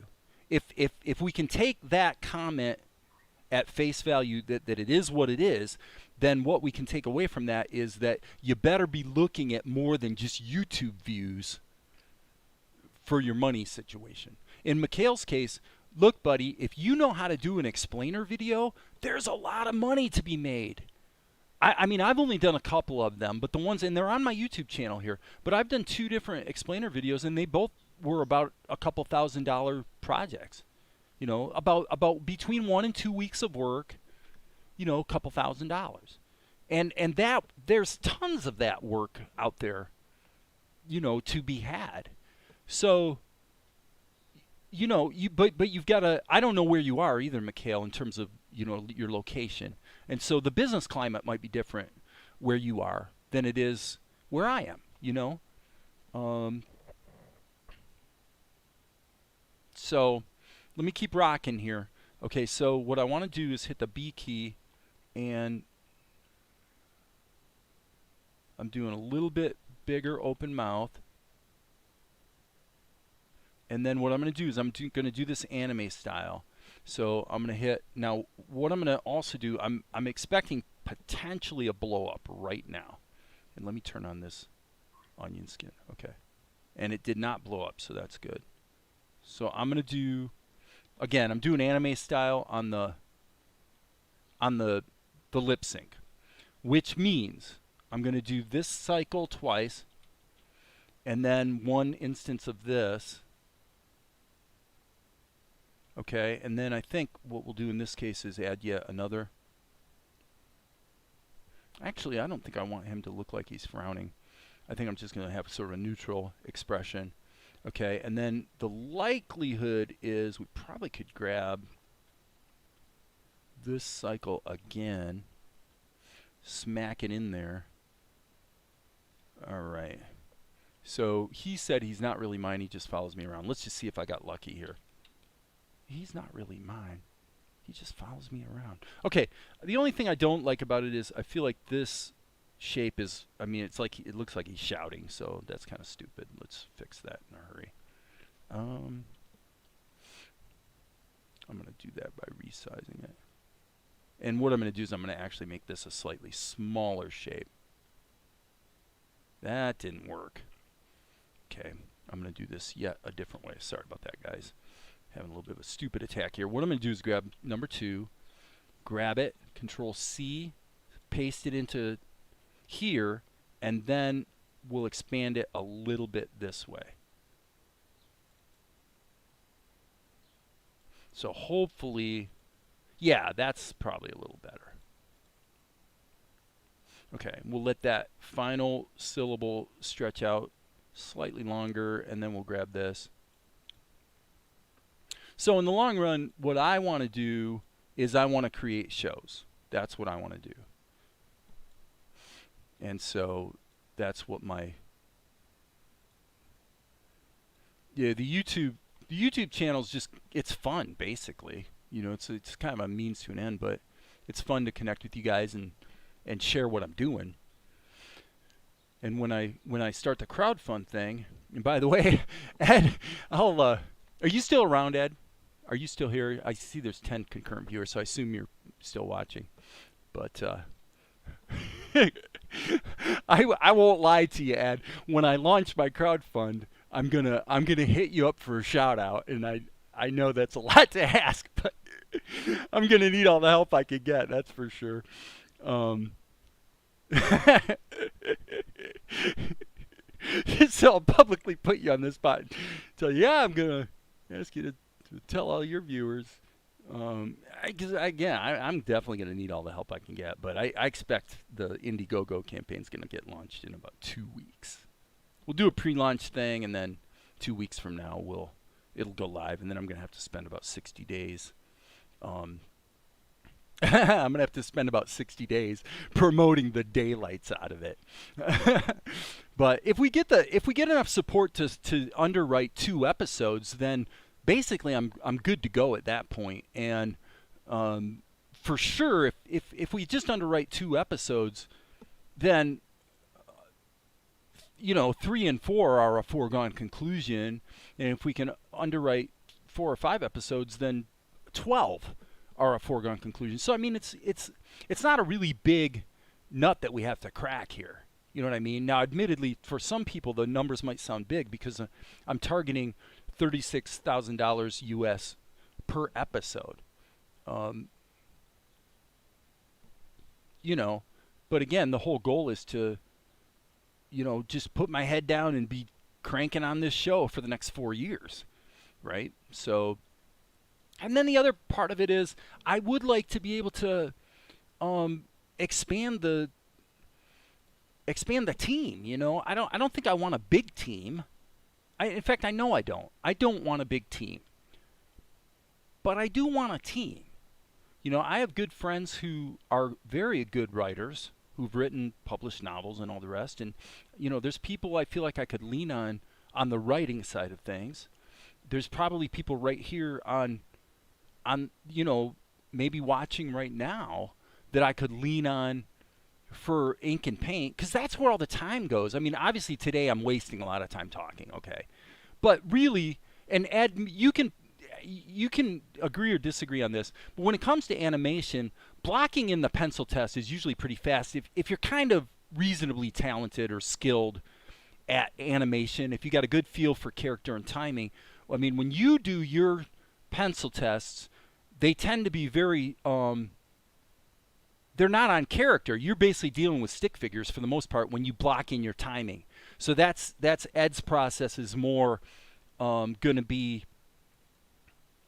I'm just going to draw here just to show you guys what I'm talking about. For those who don't know, if you go to Ed's channel and you look at him doing animation in Krita, when he blocks in animation and just working out timing and stuff, you're going to see stuff like this, right? You're going to see very much just not exactly stick figures, but definitely it's the focus is on the movement and the poses. That's what he's going to be focused on. And then you're going to see him later go in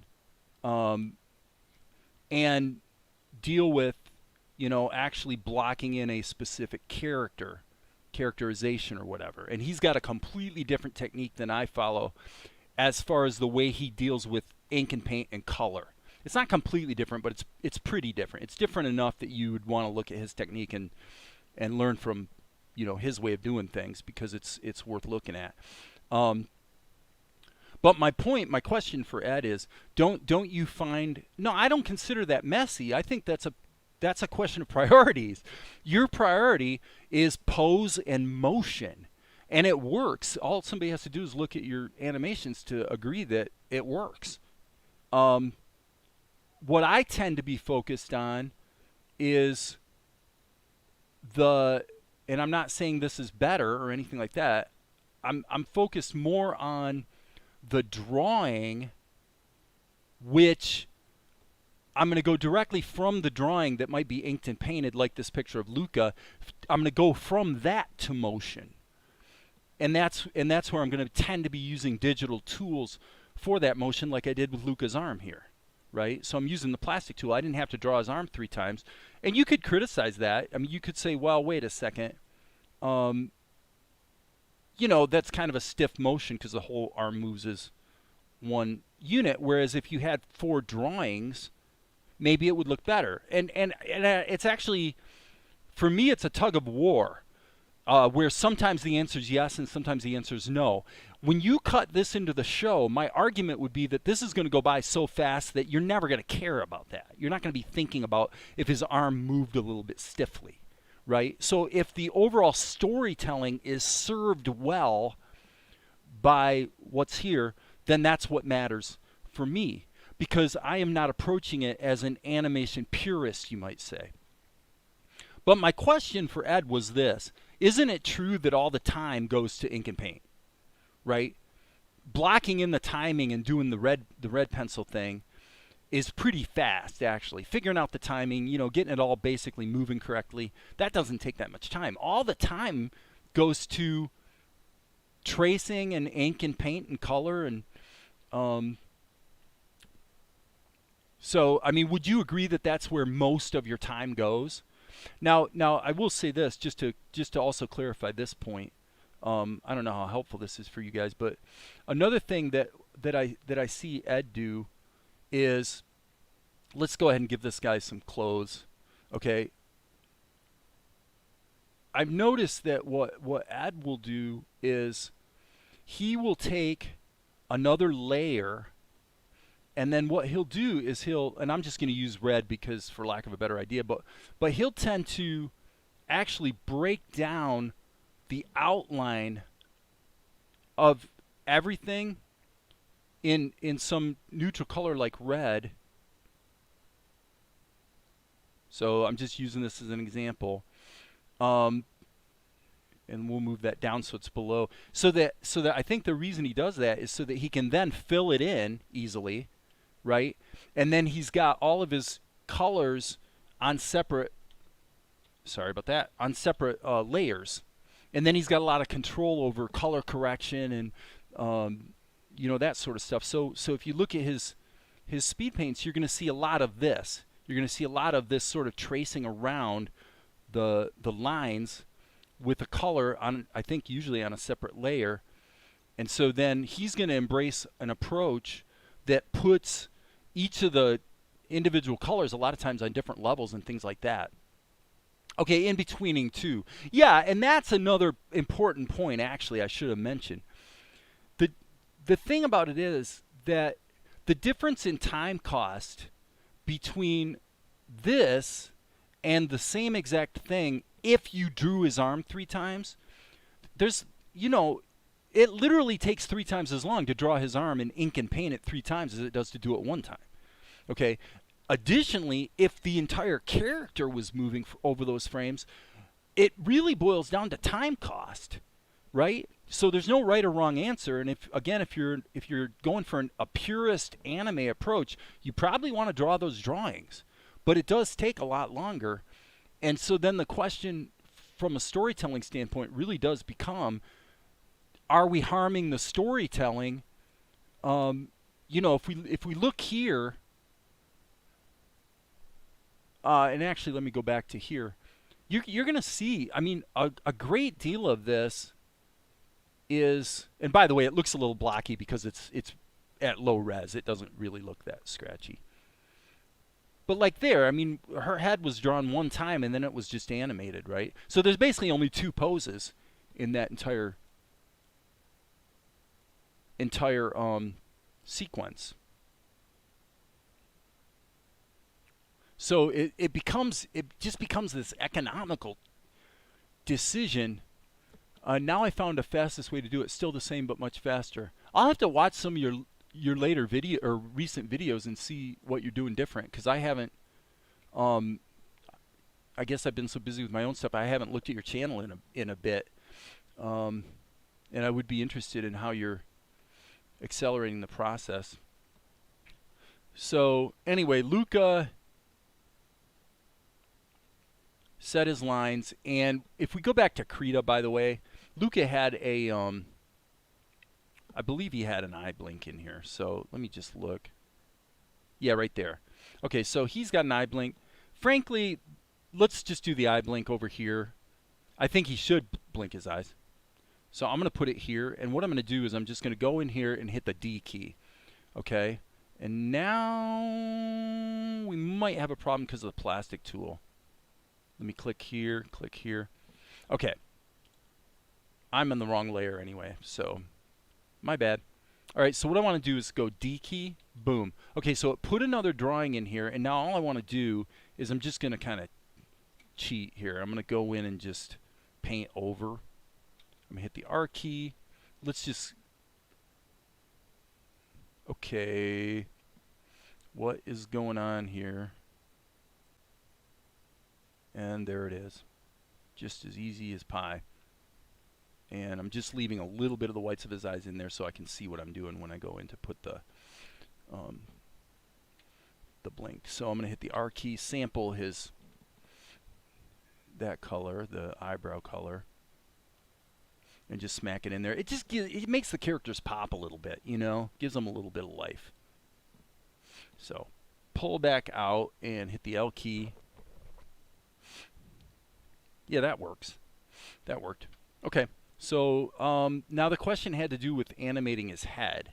So I'm going to just make a judgment call here, which is if we go here, we tend to want to keep things snappy. So I'm going to basically go only 2 frames here, hit the A key to animate, and go like that. There you go. I mean, for me, that works. That feels pretty good. And now I'm going to hit actually Control up arrow. Go back up out of the sub-act sheet. And now you'll notice a problem here. Because as far as Tahoma is concerned, okay, yeah, I'll be looking for that, Ed. Thank you for mentioning that.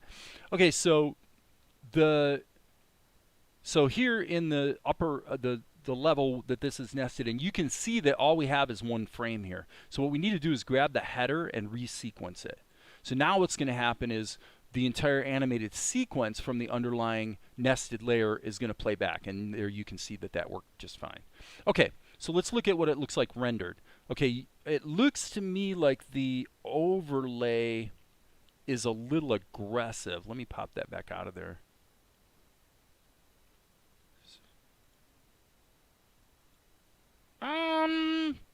Maybe, but let's look at this shadow. Okay, the shadow actually makes me wonder if the shadow should be matted to the character. But let me go to the schematic and look at this. I think our density here of this is a little bit strong. So let's turn it way down. Okay, yeah. I'll bet you that overlay layer in Krita was not at 100%. Let me look at that. I think it was this. Yeah, it was at 78. So it was still pretty high, but definitely. Okay, so we've almost recreated the Krita scene here in Tahoma, and frankly, I've been going for 2 hours, and hey, no problem, Ed. See ya. I've been going for 2 hours, and I've probably done 20 minutes of work in 2 hours. But it's been fun. I mean, it's been a fun discussion and everything.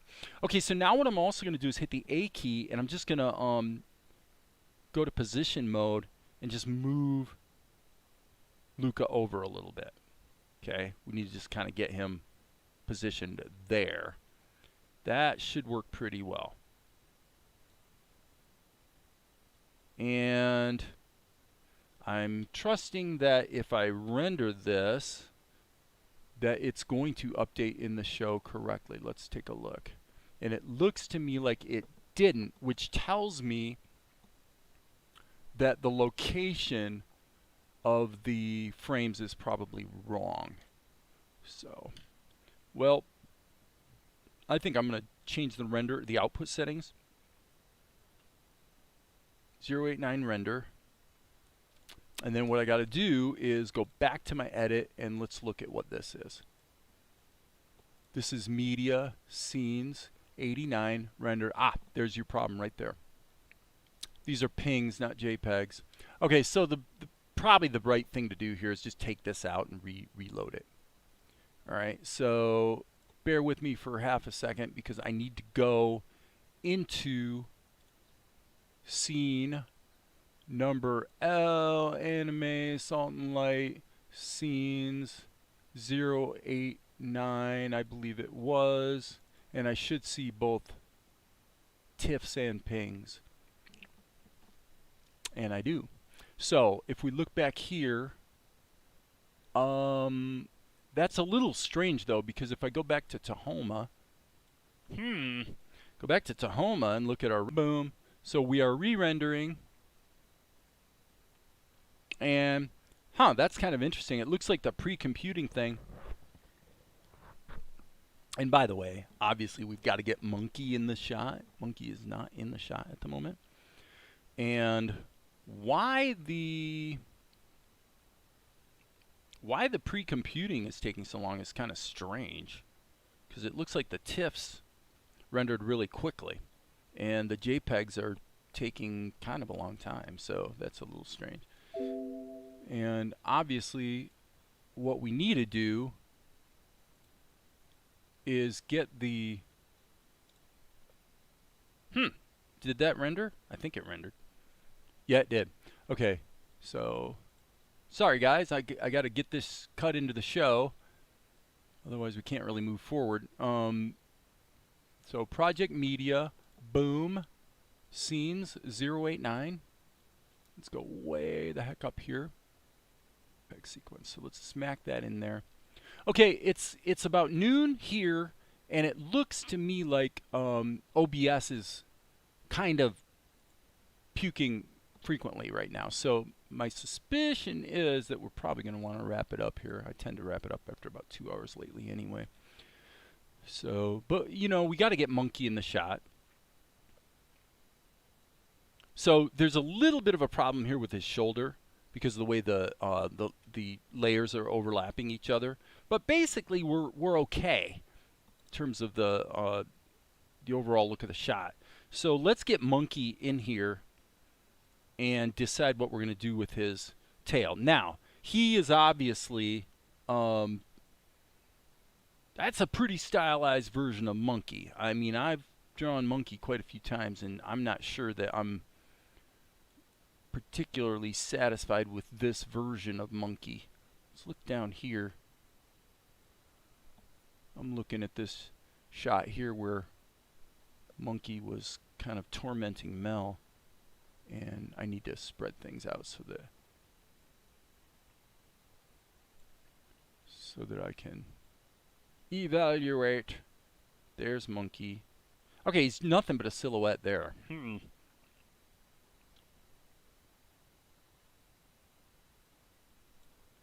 This isn't really helping. Okay, skip that. I guess what we'll do... Question is, are we going to completely just redraw Monkey? Or are we going to keep the somewhat stylized version of Monkey that we have here? I say we cut him in and see what we think. Control C. Let's go back here. Paste him in here. Patience, patience, grasshopper. This will all make sense shortly. Yes, yes, yes, yes, I know. All right, let's pull it back over here.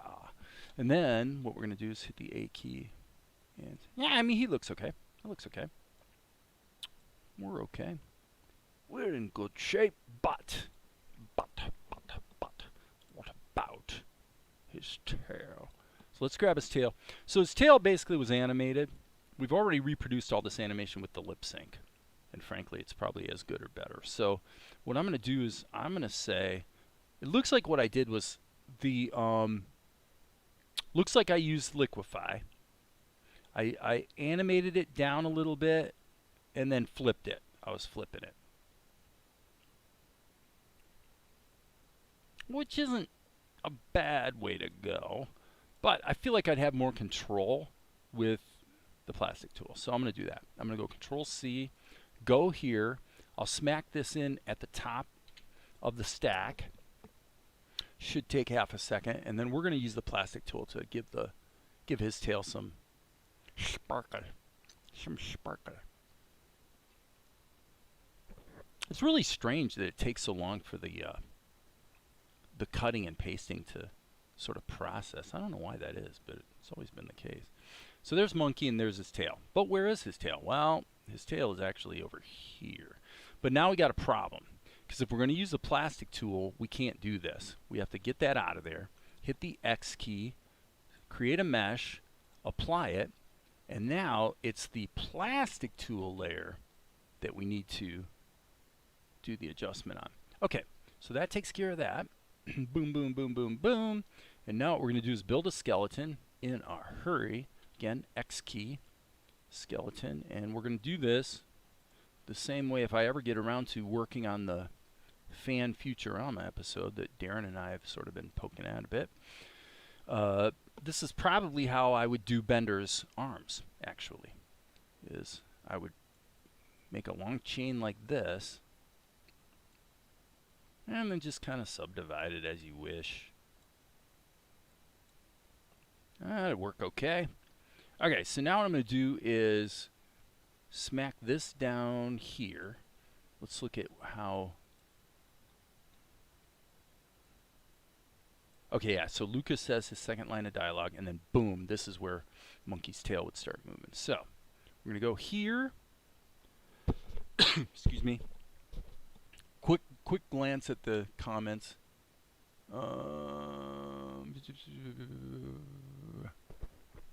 Right. Okay. So now what I'm going to do is go into Animate Mode. And now this is a tricky operation. I think before I do it, in fact, this is what I'm going to do. I'm going to take some of these nodes out because I want to see how Tahoma deals with a small number of nodes. Actually, I should have done this in the first place, but yeah, I want to see how it actually handles this. Yep, let's try that. Now let's go into Animate Mode. I want to see how that distorts the... Okay, it actually works really well. Okay, so now here's what we're going to do. We're going to work out. Okay, meaning I'm going to go...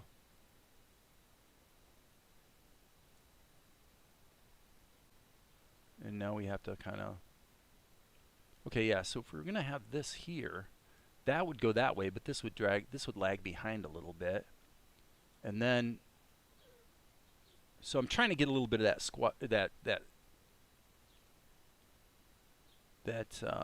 the front of the tail should be leading the back of the tail. So if he's going to angle back this way, then it seems to me that this should lead the way. Yeah, see, look at that. That feels pretty good. And in fact, I don't even know if I need any more than that. So that's what would happen is the front would lead the back and you're going to get this going on, right? So it's kind of interesting to... Yeah, that's what I'm thinking. I mean, I was thinking about it just yesterday, I think, that if I wasn't focused on crowdfunding Salt and Light and getting it going, I'd probably be working on Fan Futurama. And I ultimately... Frankly, I think the way to do Fan Futurama is to do little 5-minute episodes and release them on YouTube and actually build a fan base around it that way and let it be what it is. That's my opinion at this point, is I think that would be the way to do it that's both legally safe because it's just a fan thing.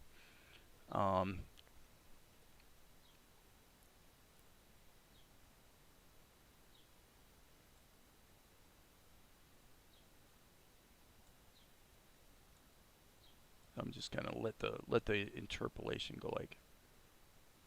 Yeah, I like that. I like that. Okay, so let's go ahead and render it. And I actually might be done. I might be done with this shot. So I'm jumping over to the edit. Well, the thing is that then you'd be able to release on a regular schedule. You and I should probably talk about it privately because I think there's a plan there that we could do together that would be a lot of fun. Um, and you know, we could both benefit from building up a bit of a, you know, a fan base, if you will, around that property. That I think that it's only good for Futurama, you know, in terms of the legacy content. I think this looks pretty good. Let's see here. He's not really mine. He just sort of follows me around. I think it worked. I think I'm good, guys. I'm happy with how that came out. And now this shot, if I want to go back and improve the backgrounds, for example, I can do it anytime I want. Really quick re-render, and it'll just update in the show. So now, this is, again, without all the talking that I've done today, because I've wasted 3/4 of my time talking. This is what is going to probably happen to a lot of shots throughout the show as I go through, just improve them a little bit and get them over into Tahoma, where additional improvements are sort of a lot easier to implement. Okay, so now here, let me look at this. This is what it looks like rendered. Okay, yeah, so I had to remember this should be off and this should be off. So when I'm working on this in real time, I don't want to see these little effects layers. They're not particularly helpful. But the only other thing that remains really here, yes, okay, I see. So what we want to do is we want to take his arm.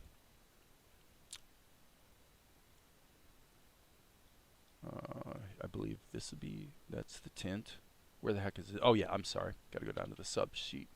Okay, so here's his arm. And so we want to look at this drawing right here, and here's the problem. This is the problem right here. Alright, so I'm going to hit the R key. And what I want to do is paint out this little outline. That's fighting the outline in the surrounding. Okay, so now that's interesting. Okay, let's solo this level. Okay, okay. Well, how about this though?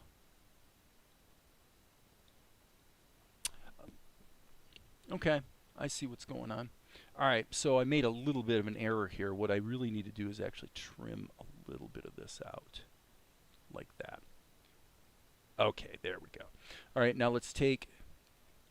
Actually, this is a good example of probably something I need to do a lot of as well, which is just go in and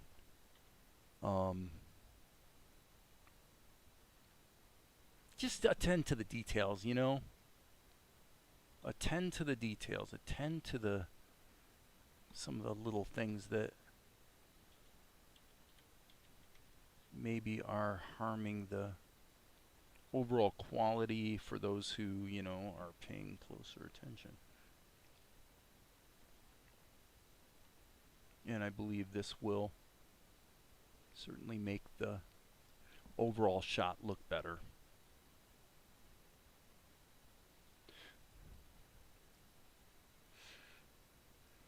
Okay, R key. Actually, let's use this one. Okay, is there any reason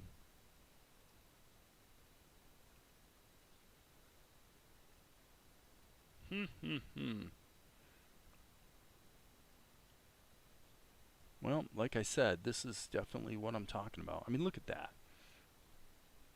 Like, how guilty am I for letting this go?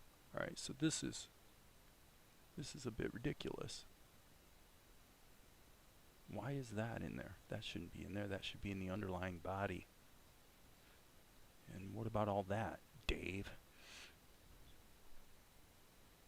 Oh, I'm sorry.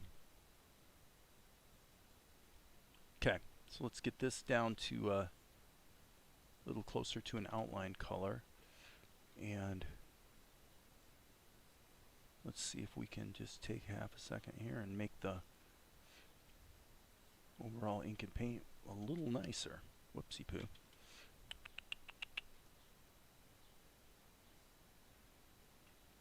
Okay, hitting the E key. Just trim that out of there. Just clean it up, baby. Clean it up. B key. Okay, this is a little more probably debatable. I guess giving it a, let me just hit the fill tool, and yeah, that's not really going to do the trick. So looks like we're going to have to paint it manually. R key, boom, B key. And then of course, as you can see, that's kind of fouling up the outlines. So, but I think that probably will help clean it up a bit.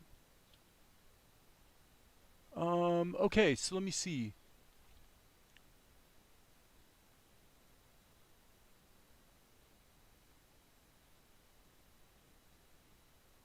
Okay, so this looks like a little while ago, Mikhail said, so you went to your distributor and they said this is what people want to see. I think you're directing that, Mikhail, to me when relating to what I was saying about films. So yes. Okay, I want to answer Mikhail's question. So Mikhail said, so you went to your distributor and they said this is what people want to see. Okay, first of all, let me point out that if you're a creator, be aware that distributors, of which there are many, want to hear from you. Okay, they want to know if you're out there and you're creating cool stuff, and it might just turn out that you're the next Spielberg, right? It could be. They don't know. They want to know what you're up to. Now, but to answer your... So, sorry about that, guys. Man, I've just noticed this before.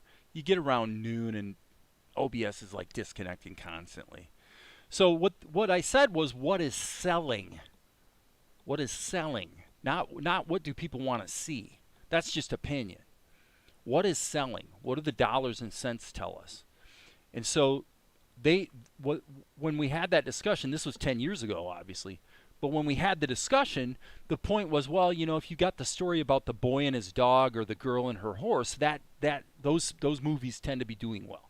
I said, okay, so horses. Well, it just happened in my life that was something I could do because there were a lot of horses in my life. Let's put it that way. I had access to horse facilities and people that, you know, all the rest that goes with that. So, but the question was, what's selling? So it was like, okay, so you probably want a little bit of a tragedy of some kind, you know, something bad. You want some sort of a triumph over tragedy. I don't remember what the things were on the list. There was about 6 things, and the horse thing was number 1. That was like a biggie. Like, and it's true today, by the way. Girl and her horse movies among the faith and family marketplace, which is predominated by women between about 20 and 50 years old in terms of their buying habits, horse movies are still a thing. You know, they still do okay. So that was the discussion with the distributor at that point in time.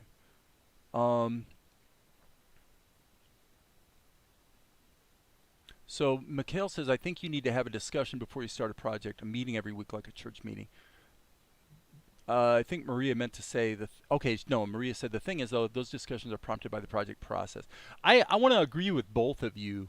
One of the interesting things that happened this last week was I wrote the scripts for 2 different videos, one all about the characters, the concept and the characters of Salt and Light, and the other one about the sort of the production process and kind of the question of, is it really possible for one guy all by himself to make a 24-minute cartoon? Obviously it is, but that's something that people might be surprised by, okay?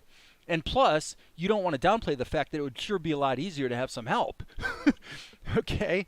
But the interesting thing about it was that not only did both of those scripts, when I wrote them, when I went back and after talking with my distributor, that informed some changes to those scripts that I did not foresee. And it was only the interaction with him, whose name also happens to be Dave, that I realized some things I needed to change, right? And there was an approach to, and initially it was kind of like, okay, This is just an example of how the interactive process between people really can help inform what you're trying to do. So I guess for Mikhail's purposes, the point is the more you can talk to people who know either what they want or what the market wants, the better informed decisions you can make. Okay. So from the standpoint of my distributor, they're not necessarily comfortable promoting directly a crowdfund for a show that they're not even distributing yet. Okay, so they're committed to distributing it, but until episode 1 is out, do they necessarily want to promote the crowdfund for a show that's not even available on their channel? You know, I totally understand where, okay, that doesn't really make sense for them to do immediately. Once we get episode 1 out there, then it would make a lot of sense for them to promote it directly and at the same time draw people's attention to the ongoing crowdfunding process. That's good for everybody. So I didn't really see what the answer was until he and I talked, and it turned out that the answer was to create a promotional video that is pertinent to what matters to them as a company, which is the 2 movies that I wrote and directed that they already distribute. So let's do a promotional video welcoming you to their YouTube channel, talking, you know, hey, and this would be my daughter would kind of star in this little 1-minute video, but the idea would be, hey, I'm Natalie Weiss from, you know, these 2 movies, and thanks for coming to Encourage TV, and be sure to subscribe. And by the way, if you want to know what's new from Blended Planet Productions, go to BlendedPlanet.com. And so now in that way we can direct attention to what I'm doing and the crowdfund, obviously, indirectly, in a way that actually helps them. And this is part of the process that we're talking about here today, Mikhail, is the process of letting people know what you can do, what you're up to and what you can do, and finding win-win solutions for how what you're doing maybe can help them and help you at the same time. And the answers to those questions may not be obvious. You know, it may really require an exchange with them behind, you know, in order to figure out what the right answer is. Because I'm telling you guys, I did not have the right answer until I had that conversation with Dave, where I'm saying, okay, now this makes sense. Let's go ahead and do this because it would help you guys. And then indirectly, it'll help us and give us a little bit of assistance. And then later, once we get episode 1 out there, then you guys will have a really good reason to promote it aggressively, right? And that's fine. You know, that means we can kind of ease into the, you know, whatever place this show is going to have in the market. It's going to take some time. You know, it's going to ease into it. It's not going to happen overnight, and that's okay. There's just, what's the hurry anyway? Been working on this thing for a year. There's no reason to be in a hurry, and it's more important that we do it in a way that is beneficial to everyone, not just me, you know, to everyone who has a vested interest in, you know, seeing it do well or whatever. So I don't know if that's all helpful for you, but I mean, I hope it is. So anyway, that seemed to have cleaned it up. Now, one problem I still have, it looks like here on his body, it looks like we still have a little bit of a, oh yeah, of course, duh. Golly, it's so amazing how am I able to miss this stuff? I'm such a goof. You know, I'm such a goof. But, you know, I'm trying. And Mikhail, that's all you can do.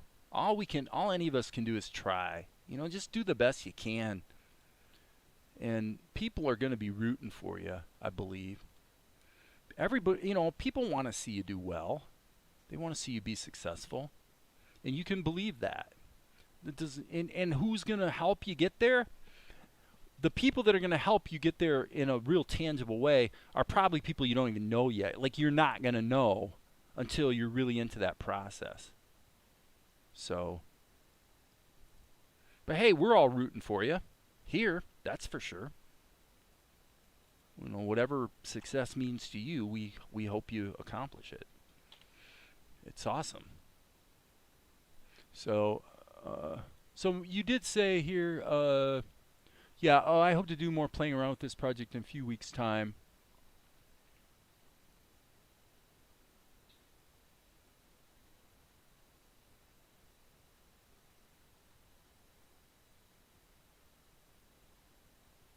Um, so Darren, you're talking to Mikhail about something you're working on with Mikhail? I was a little confused a few comments up if you were talking about, were you still talking about the Futurama thing? Or were you talking about something you're working on with Mikhail?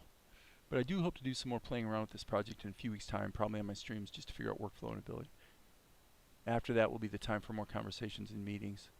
I would do a paid survey first. I found it. Yeah, so you guys are talking about something you guys are in cahoots with, it sounds like. That's cool. I don't know what it is, but I hope it works out for you guys. I wish you all the success. That would be very good news, everyone. Okay, let's go back here and see what we've got. And I think that the shot has been improved. And I think that maybe later I will go back and probably punch up the background a bit. But now at least Luca is on character. He actually looks like Luca. He looked like too much of a little kid in the prior version of the shot. Monkey is a little bit characterized, but I think that's okay. It's really the first, well, I don't know if it's the first time we see Monkey, but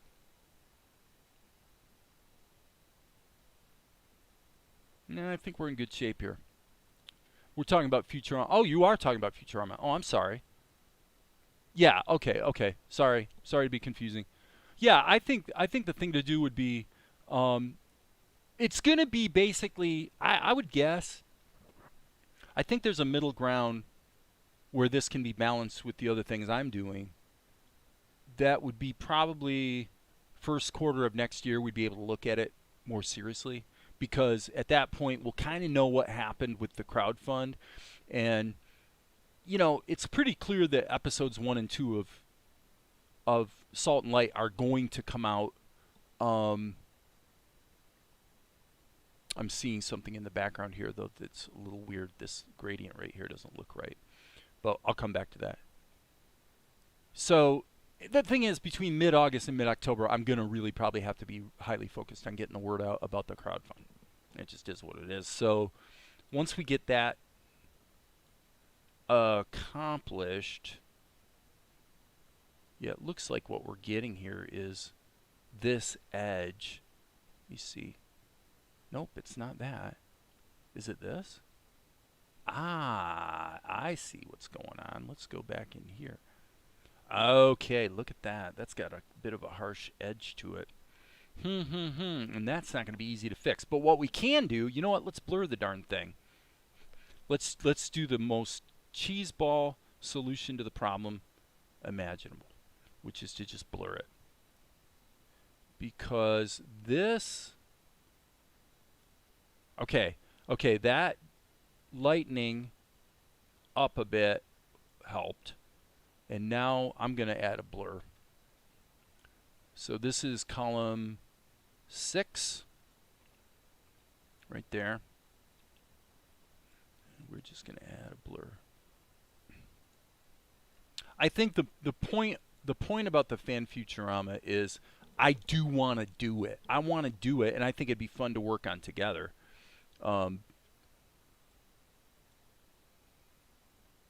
I think it's got a lot of potential as a YouTube thing, frankly. So okay, there we go. You know what? I'll tell you what, Darren. Let me tell you something. I appreciate you saying that. It's not something I was necessarily going to ask, but I think let's plan on doing that soon. Let's do a test sometime soon where I send you the Tahoma file, and you shoot back to me some ink and paint. I would like to do that and see that.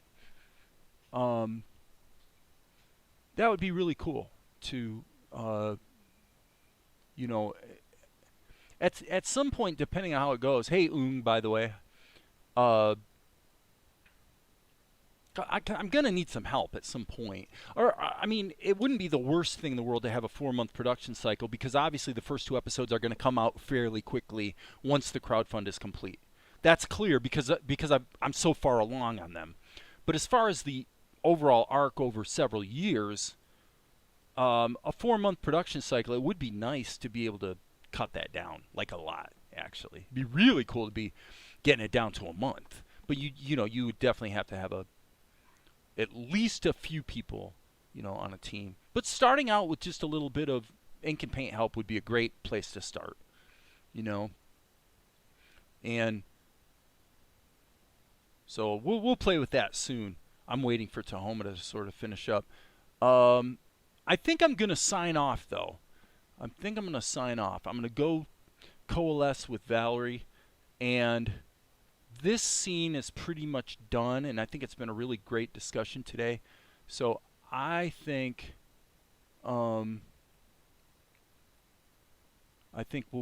let's call it a day, and we'll definitely regroup on that ink and paint thing sometime soon, Darren. All right. So if that's cool with you guys, I'd like to go ahead and wrap it up. It's been 2.5 hours, and as you guys know, there will